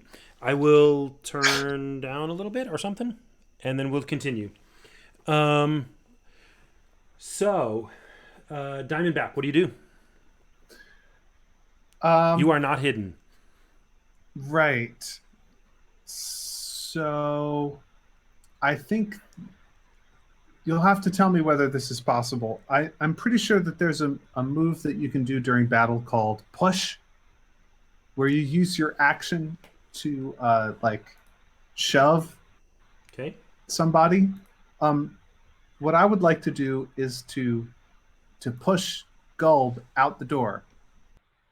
Just if I can give him 5 feet more motion towards going out the door, but can I do it like pulling him with me out the door? Keeping in mind, you can use a bonus action to.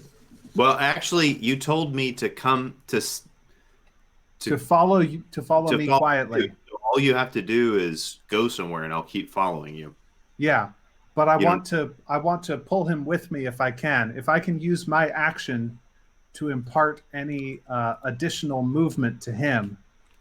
I know this is possible if I were to shove him, but I don't know if the rules allow like pulling him along with me.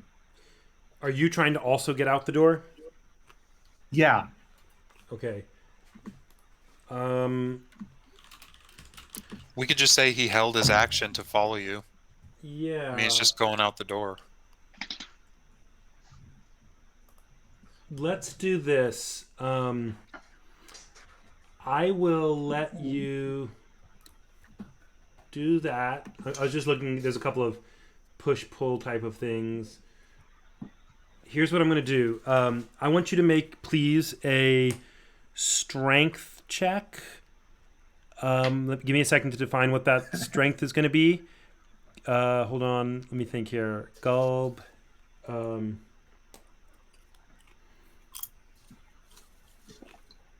Okay, yeah. Give me a strength check. I'm ready. So I can just not make a check, and he can just automatically succeed because I just don't provide resistance. Well, you have a sort of inertia, and you're huge. Oh, okay. I So think you'd like for me to make a roll? Nope, you're good. The shove would usually require like an attack roll or something. So I think he's using a strength check to take the place of that. Yeah. What you got? Bad. 3. A 3. I will let you. Sorry, do you want to push or pull? Are you trying to get him to come I with you? want to pull. Okay. On a 3, I will let you get him. you get out the door, and he will be blocking the door. As in, you have some movement, but it was not much. Basically, if you had rolled really well, I would have let it happen, and then I was going to see how much your movement's cut. A 3 cut your movement a lot. You're having to work for it. Yeah. Okay. I just realized that as a zombie, Diamondback knows that they move slow once your friends are dead. So he needs to impart some additional movement to Guld if they're all going to get into this hole quickly. Okay. Keep So- in mind, you can also tell me to use my bonus action to move us. Like, just run, pick me up and run, whatever. Oh, Guld, yeah. Right. You know that thing where two people grab each other around the waist and they jump back and forth on each other's feet? Basically, we can take turns picking each other up and running. Let's see. Splint, are you there? Yeah, I'm here. Okay, it's your All turn. You are out the All right. door. What you have done is you were waiting at the back of this garden kind of storage area. You have pushed aside some brambles, revealed a hole that is big enough for you to get through, and it'll be a squeeze for Gulb and also a squeeze for a bear. But you and definitely Neno, definitely Orden, the young man, can get through. Diamondback, Yoshka, you'll have to work at it, but you're going to be able to get through. Diamondback, you'll be fine because you're just a normal human size. It'll be a little trying for Gulb and Belvari. You are there doing that. What do you want to do?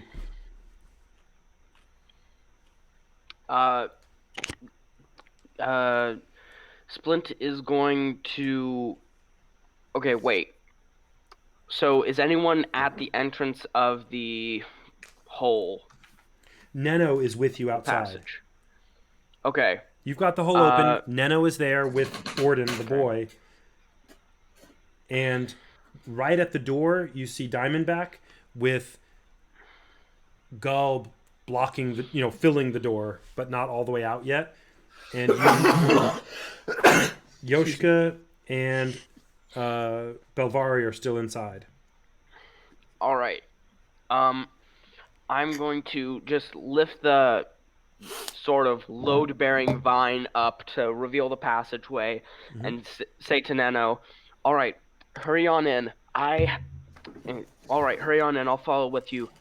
Ah, no! And he's going to put his hand on his head and say, I forgot something. Okay. He's going to lift up the vine again and say, take 3 lefts and a right and wait for me there. There should be a small clearing that I've made for a lunch break. For lunch breaks, and he's going to hold it up and expect Neno to go through it. Okay. And then, Yep.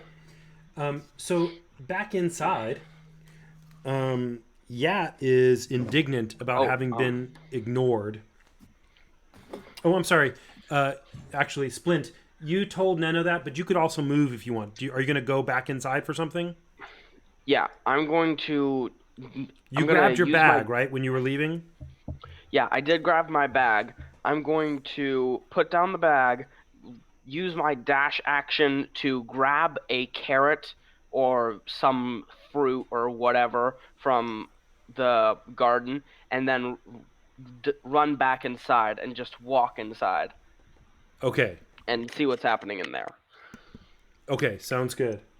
And he's just going to walk in like, hey, I got the fresh stuff, and whatever happens, happens. Sounds good. And I just got a note from Aaron Joy that her computer restarted and is updating or something and is not making good progress, so she's going to call it a night for her. We will continue on this part. So that sounds good. Yat sees you come in, Gulb is in the way. You can't quite make it inside. You can go around the other side of the building if you want, but you can get to the back door, and maybe Gulb will unblock it by the next round. It is now... Yat is on the inside. He says, what is going on? And he stands up and doesn't do anything yet. He's just stunned by the weird human pulling the strange orc next to the bear when the waiter, beer boy, slave just left to go get food. And just then, a very familiar experience happens to him. Not yet. The lizard, sorry, not the lizard, the orc who was sitting stands up and moves towards Gulb. He makes it, let's see here, he gets behind the counter, and so he walks over to you and says, "Hey, you!" Not seeming to quite notice the bear exactly yet. He gets close enough to Gulb to be able to put a hand on his shoulder, which means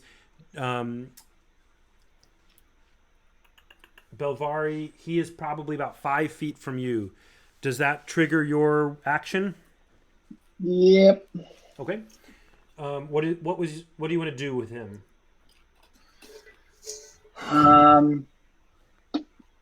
I mean, with a hold action, do you have to do it, or can you cancel No, that? I think you can not do it if you don't want to. Mm, You could bear yeah, hug him. yeah. I'll do nothing if he does nothing to me. Let me just look that up real quickly. Oh well, our actions have their consequences. Things happen because we do things.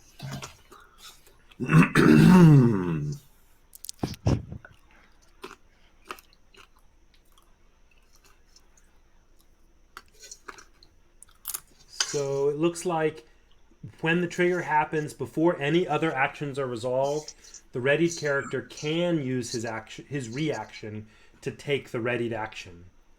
If he used his reaction earlier in the round, he cannot make use of his readied action. After the readied action, resolve the round as usual, but they can't do that. They keep their own initiative. Okay, so you do not have to do it. You can use your reaction to react to the situation, but you could also not and just sit there as a bear. Is that what you want to do? Yeah, I'll just sit there as a bear. Sounds good. The other other orc who was there, standing up at that point, also walks back and follows him and says, "What's going on?" Do either of these gentlemen notice the bear? This guy, who is better at noticing, I was about to roll for that. He Does not have literal horse blinders on. well, so it's a black bear in the unilluminated part of this room with no windows. It's true. Black bears are the sneakiest of bears. That's right. So he rolled a 14 on his perception. He gets also to within, poking distance of Gulb, and suddenly, with a start, notices the black bear, who is also, he's about 5 feet from both of them now. So now it is orc and Gulb's back and a black bear sitting in within all about 5 feet of each other. It is Yoshka's turn. And Yoshka's inside there too. This is what I love about Model UN. You never know who you're going to look around and find inside your caucus. You know, it just brings people together. That's right. Keep going. So Yoshka, you've just gotten cozy with some new friends. So I guess what I want to do is hold my... I don't know if I can hold my move and attack, but I just want to hold off, and if they start attacking us, then attack them. You or can if hold they your come through. You can hold an action. That action could be to dash, Not or a that movement. action could be Okay. to attack, or what? What would you like to do? I'm gonna keep holding the attack action. So if they do what? Come through the doorway. Sorry, you're currently on the inside of the door, right? Oh, I thought he was on the outside of the door. Okay, never mind. he made That's it right. out, You had and your he's- shillelagh up in the air. Sorry. Yeah. So they cannot see you. Diamondback is next to you, like kind of in front of the door, pulling on Gulb's arm.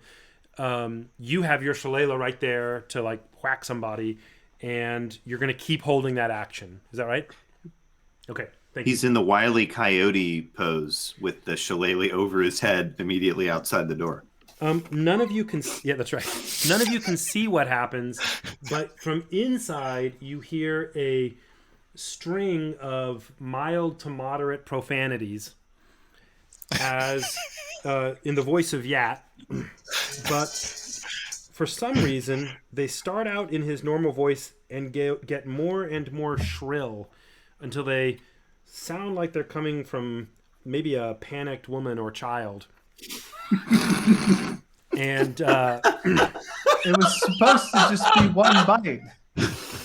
that's what it was. One bite. That's what it was. But it was But you pretty have to venomous. remember, this isn't just pain that he's experiencing. This is blind rage at a second time being humiliated by the same pain. I like to believe that he recognizes the snake. 3d4. Not this again! Let me do the damage on this real quickly. Come on, kill him. I will tell you.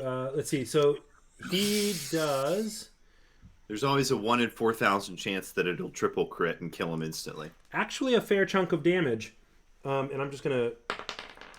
I was giving him an automatic hit, but I'd roll to see a critical. It was not a critical, but he does a fair bit of damage to him because of the poison damage that came after the initial bite. That'll do, pig. Moments later, Splint and Neno, if they are looking, it's a little bit obscured from your vision, Diamondback, can see a flying snake ascend in the front of the building. Zombie Gulb. You are standing in the doorway. You have been given orders to follow Diamondback. You did so, and he also has been pulling you, but he has now moved further because he's pulling you. Are you going to keep walking towards him, or do you consider yourself having followed him, or what? At this point, we are... Sorry. Go ahead. Someone has put a hand on your shoulder and said, "What are you doing?" Yeah, I think we've pretty much established that the delegate from the Land of Undeath would like to remind the moderator that he wishes to be addressed as Zolb. That Zolb is very, very focused on obeying commands. And he, at this point, has been commanded to vamos. So I think at this point, he's just kind of keeping momentum and still walking. So at this point, he is kind of pushing Diamondback. He's not just, following and stopping. He's just walking now because at the end of the turn, Diamondback was pulling on him. So at this point, I'm going to interpret that as Diamondback's motion sort of coincides with Gulb's, and you're kind of pulling herky-jerky, sort of pulling together. So I'm going to give you all about 30 feet of action there, 20 feet of action because it's a little awkward. But that actually is enough to get you to the opening that Splint has created. Splint is no longer standing there, but he has propped open this vine, as he called it, the load-bearing vine. Neno has disappeared with the boy into this labyrinthine sort of tunnel of vegetation. The back door is now open, and Jared, Yoshka, you see Gulb pass through it. You can see one of the guys there, and his hand kind of slips off Gulb, but only his hand is sticking out the door, not his whole. Like, he hasn't walked through the door yet because he just had his hand on the shoulder. Do you attack that hand, or does that qualify for your trigger? No? Okay. Belvari, it is your turn. You are a bear. You have one guy blocking the door and one guy near the door. You are, when I say blocking the door, he's an orc too. You could, slam into him or something and try to shove him out of the way, do some damage, and then use the rest of your motion maybe to get out. Or not. One guy has noticed you. The other guy who was addressing Gulb did not notice you. because you're black and it's dark. Yeah, as a black bear, are there can I just like non-attackingly, but using my bulk shove people around? Yeah, you're approximately the same size as a big orc. I mean, you're similarly built. You're a little heftier. They're a little more spry. Thick. That's correct. So what I'll let you do is I'll let you do a.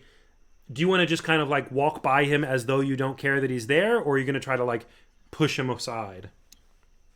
Yeah, I'm trying to separate the orcs from the Okay. party members. What I'll have you do for that is just a contested strength check against the one who's sort of blocking the door. He doesn't see you, so I'm going to give you advantage on your strength check, and he's going to have regular strength check. Gotcha. So let me. Where's my? There it is. Nice. Natural 20. What'd you get? 22. Woo! Because this guy got a 19 plus 1, 20. Nice. My first roll was 19 total. So. Okay. So yeah, you basically managed. You're this bear, and you kind of, like one might imagine an inebriated Brit coming out of a pub. You sort of shoulder roughly into this hooligan that supports the other local football team. And he kind of is shoved back, to his considerable surprise, by this bear. Let me check to see if the other guy will get an opportunity attack on you. I don't know. Yeah. He does get one, but let's see if he wants to take it. Where is he? Not that guy. Here we go. This guy. There he is. All right. I'm going to give him...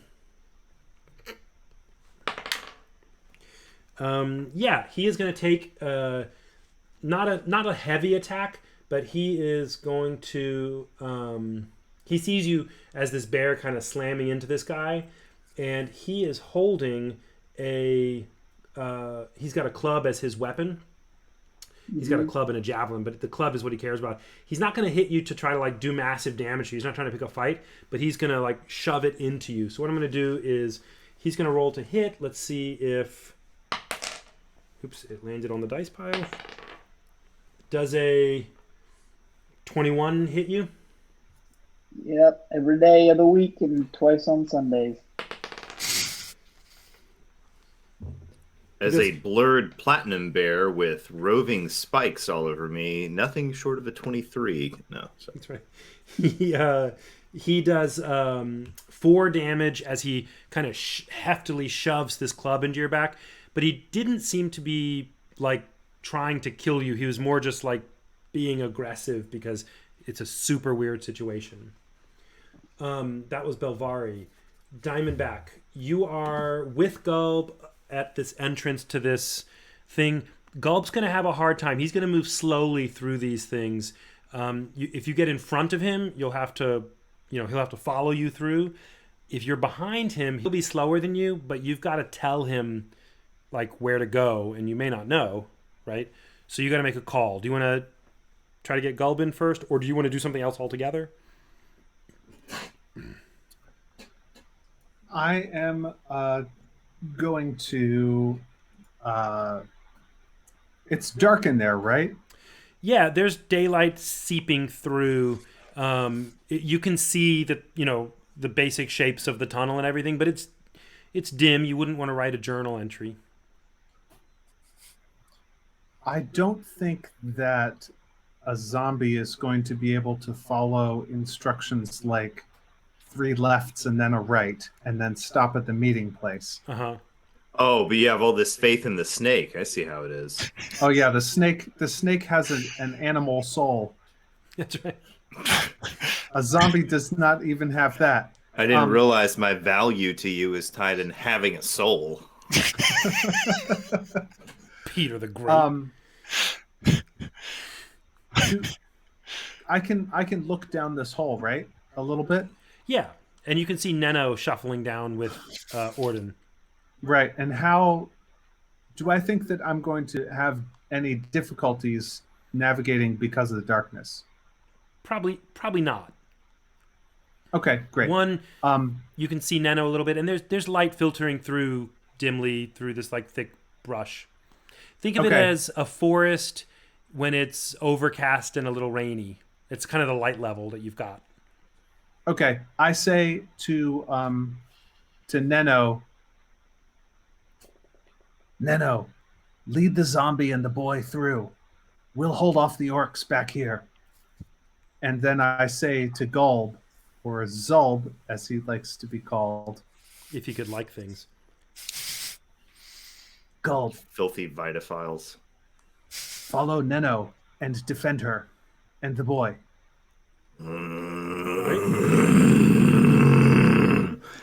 You see his eyes, like one of them that was kind of like floating way up here. They kind of both point in the same direction, and his head points over towards Neno, and he kind of walks over towards her and is just kind of looming over her until She's in the until tunnel. she moves. Right. So- He moves off towards her. Yeah, you're gonna have to get on all fours and kind of do a belly crawl. This is a low tunnel that Splint has dug on his hands and knees. He does not want it to be found. Gulb, you're gonna have reduced movement speed in here because it's a tunnel for a human size, and you're a big dude. So, I but- think In Gulb, armor. I think And Gulb in armor. shoves the doll into his mouth, and then so he's even more muffled than usual, and he grabs the thing and starts He doesn't have to breathe, so belly crawling with his hammer out in front of him with two hands gripping it.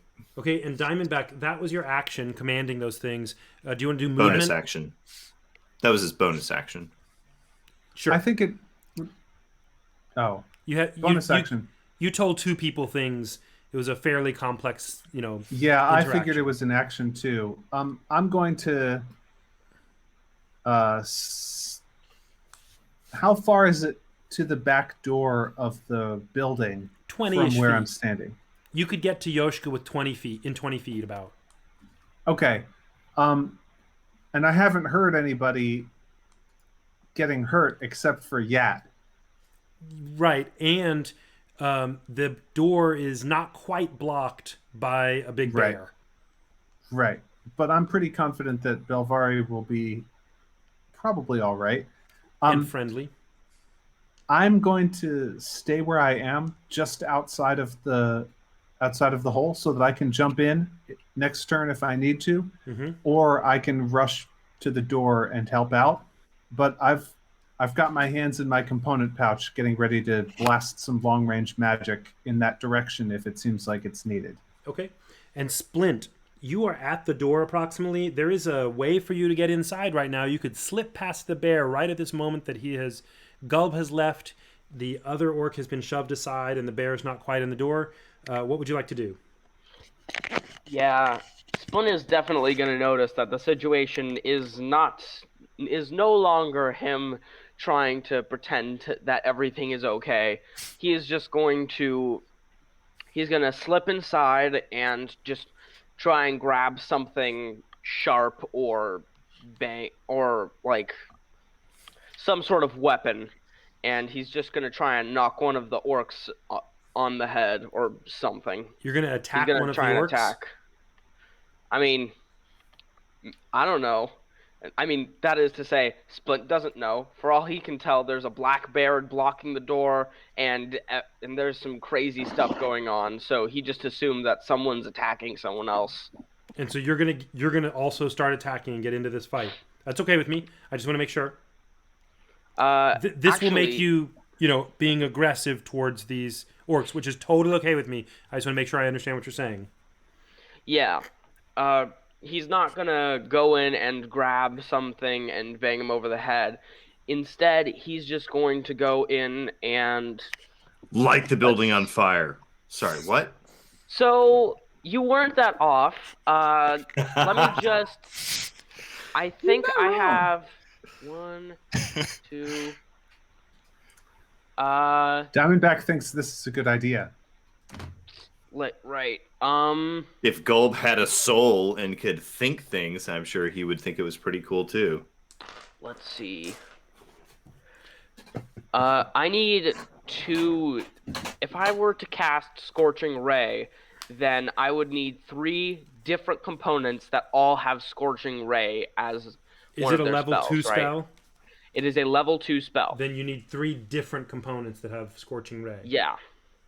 Okay. Well, I do not have 3 different components that have Scorching Ray. Mhm. Instead, are there any other fire? Firebolt, Produce Flame, which is a cantrip. Yeah. Bonfire sometimes. Yeah, Firebolt is also bonfire. a I have cantrip. that.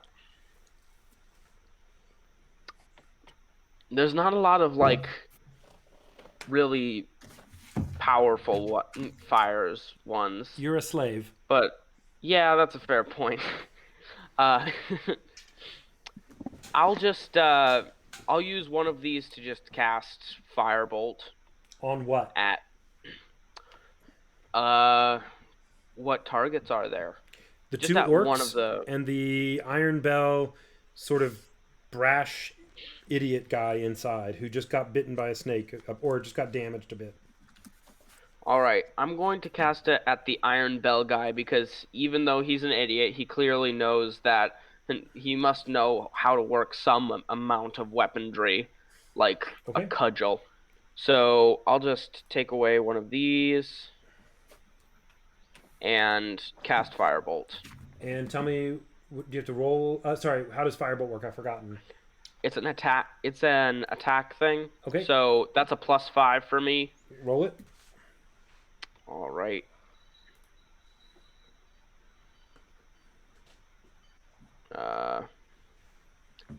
That would be +5. That's 11.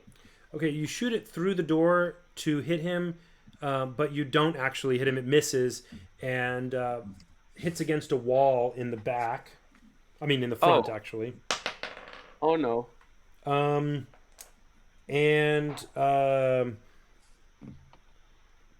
Causes a small fire in the corner against the wall. That is not good. Okay. You hear the shrieking Yat make his way to the back and say, "That fool, get him!"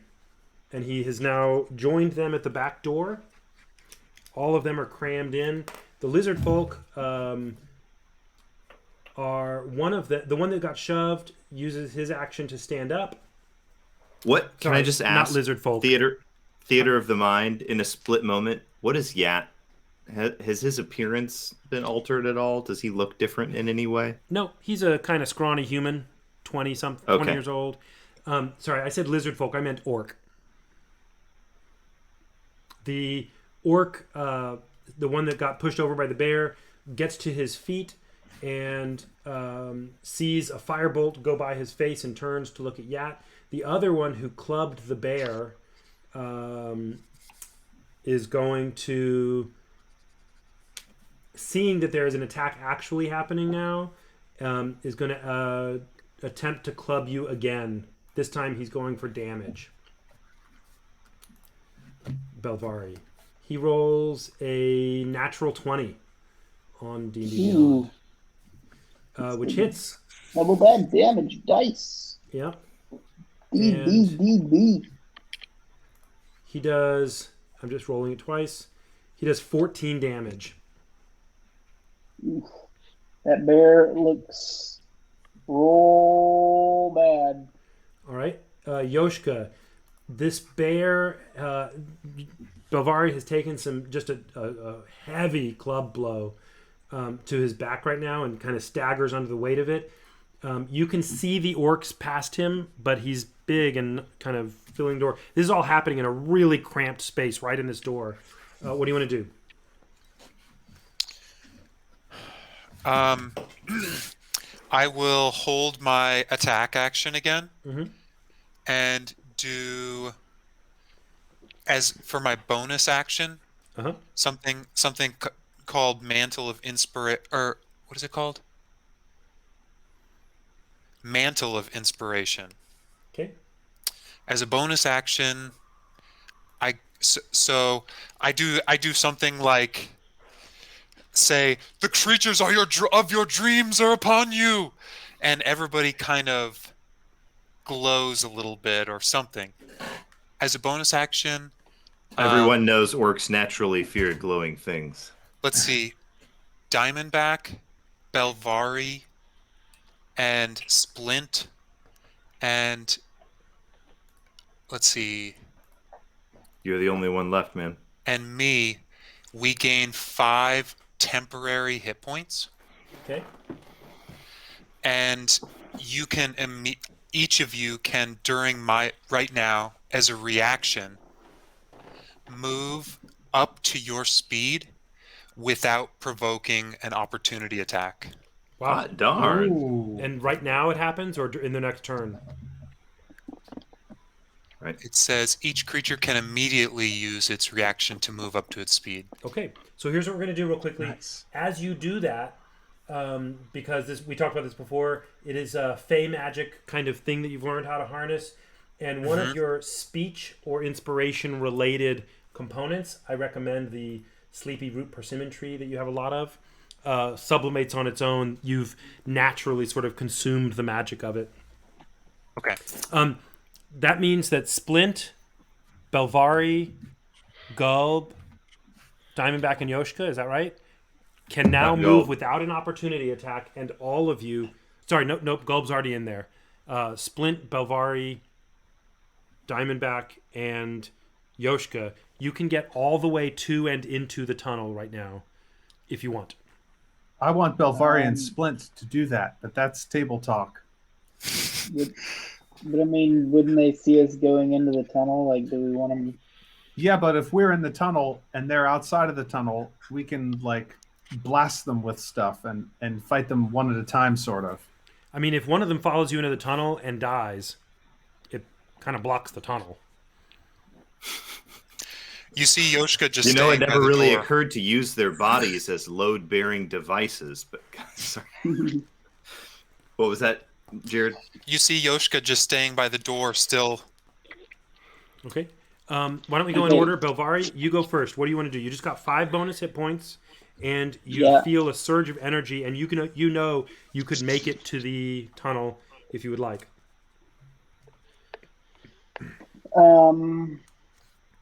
Yeah, and as a bear, I have a 40-foot movement speed. Okay, and when you get to the tunnel, if you stay in bear form, that will be cut in half because of your size through this really tight squeeze. If you go back to human form, you'll be able to move at normal human speed, 30 feet. Okay, gotcha. So you Yeah, can I'll just part of that to get to the tunnel, and then you'll have plenty to go into the tunnel if you want. yeah, I'll just run over to the tunnel. And go in?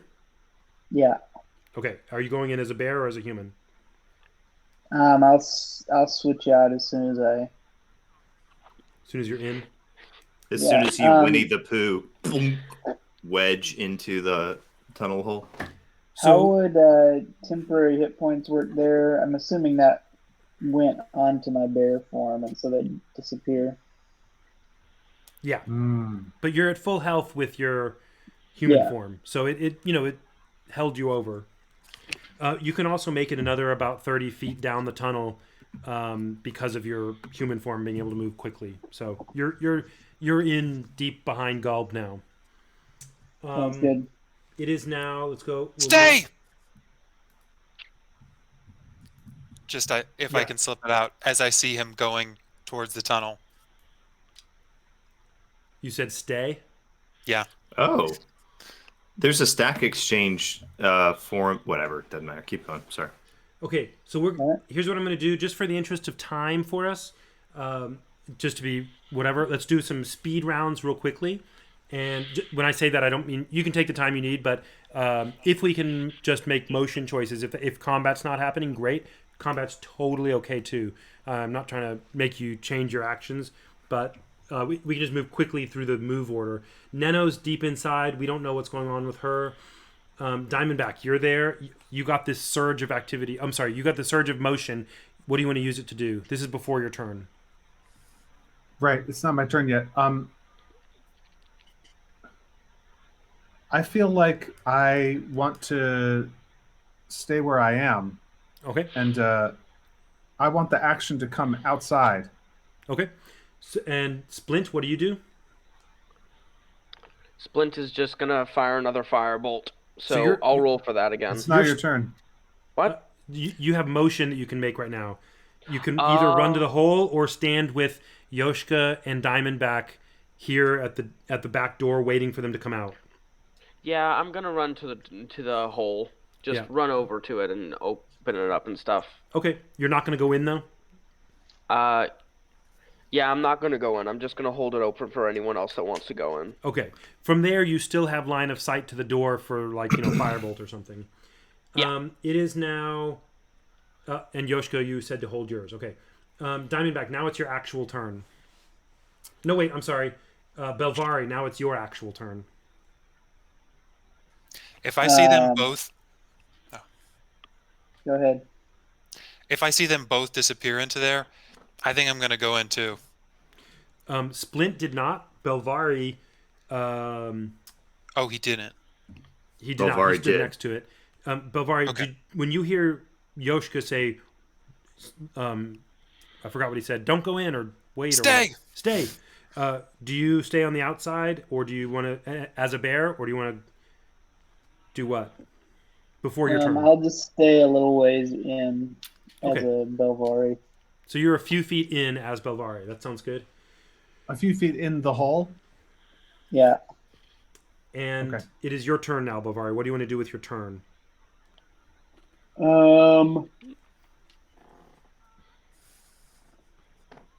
I guess I'll pull out my sling and throw it at somebody. So emerge from the hole and do that. Yeah. Do it. Roll. Yeah, you can pop out of the hole and shoot a sling at somebody and pop back into the hole. Yeah, you've got enough movement for that. Nice. 21 to hit. That hits. 4 damage. Max damage. Nice. You hit the one that you shoved over. You hit him squarely on the head because it was a nice, solid kind of David and Goliath type of deal there, and leaves a big old mark on the orc's head. Diamondback, it's your turn. You can clearly see now these two guys standing in the door, and Yat has now joined them. All three of them are on one side of the door. All three of you are on the other side of the door. Or I guess you two are on the other side with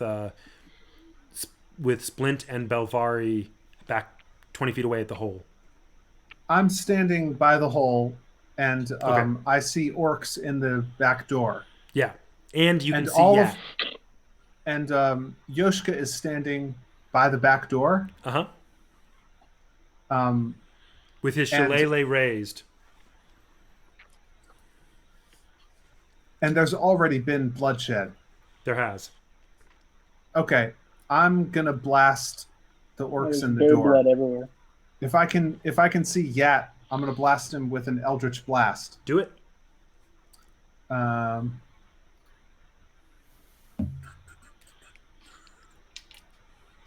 Here we go.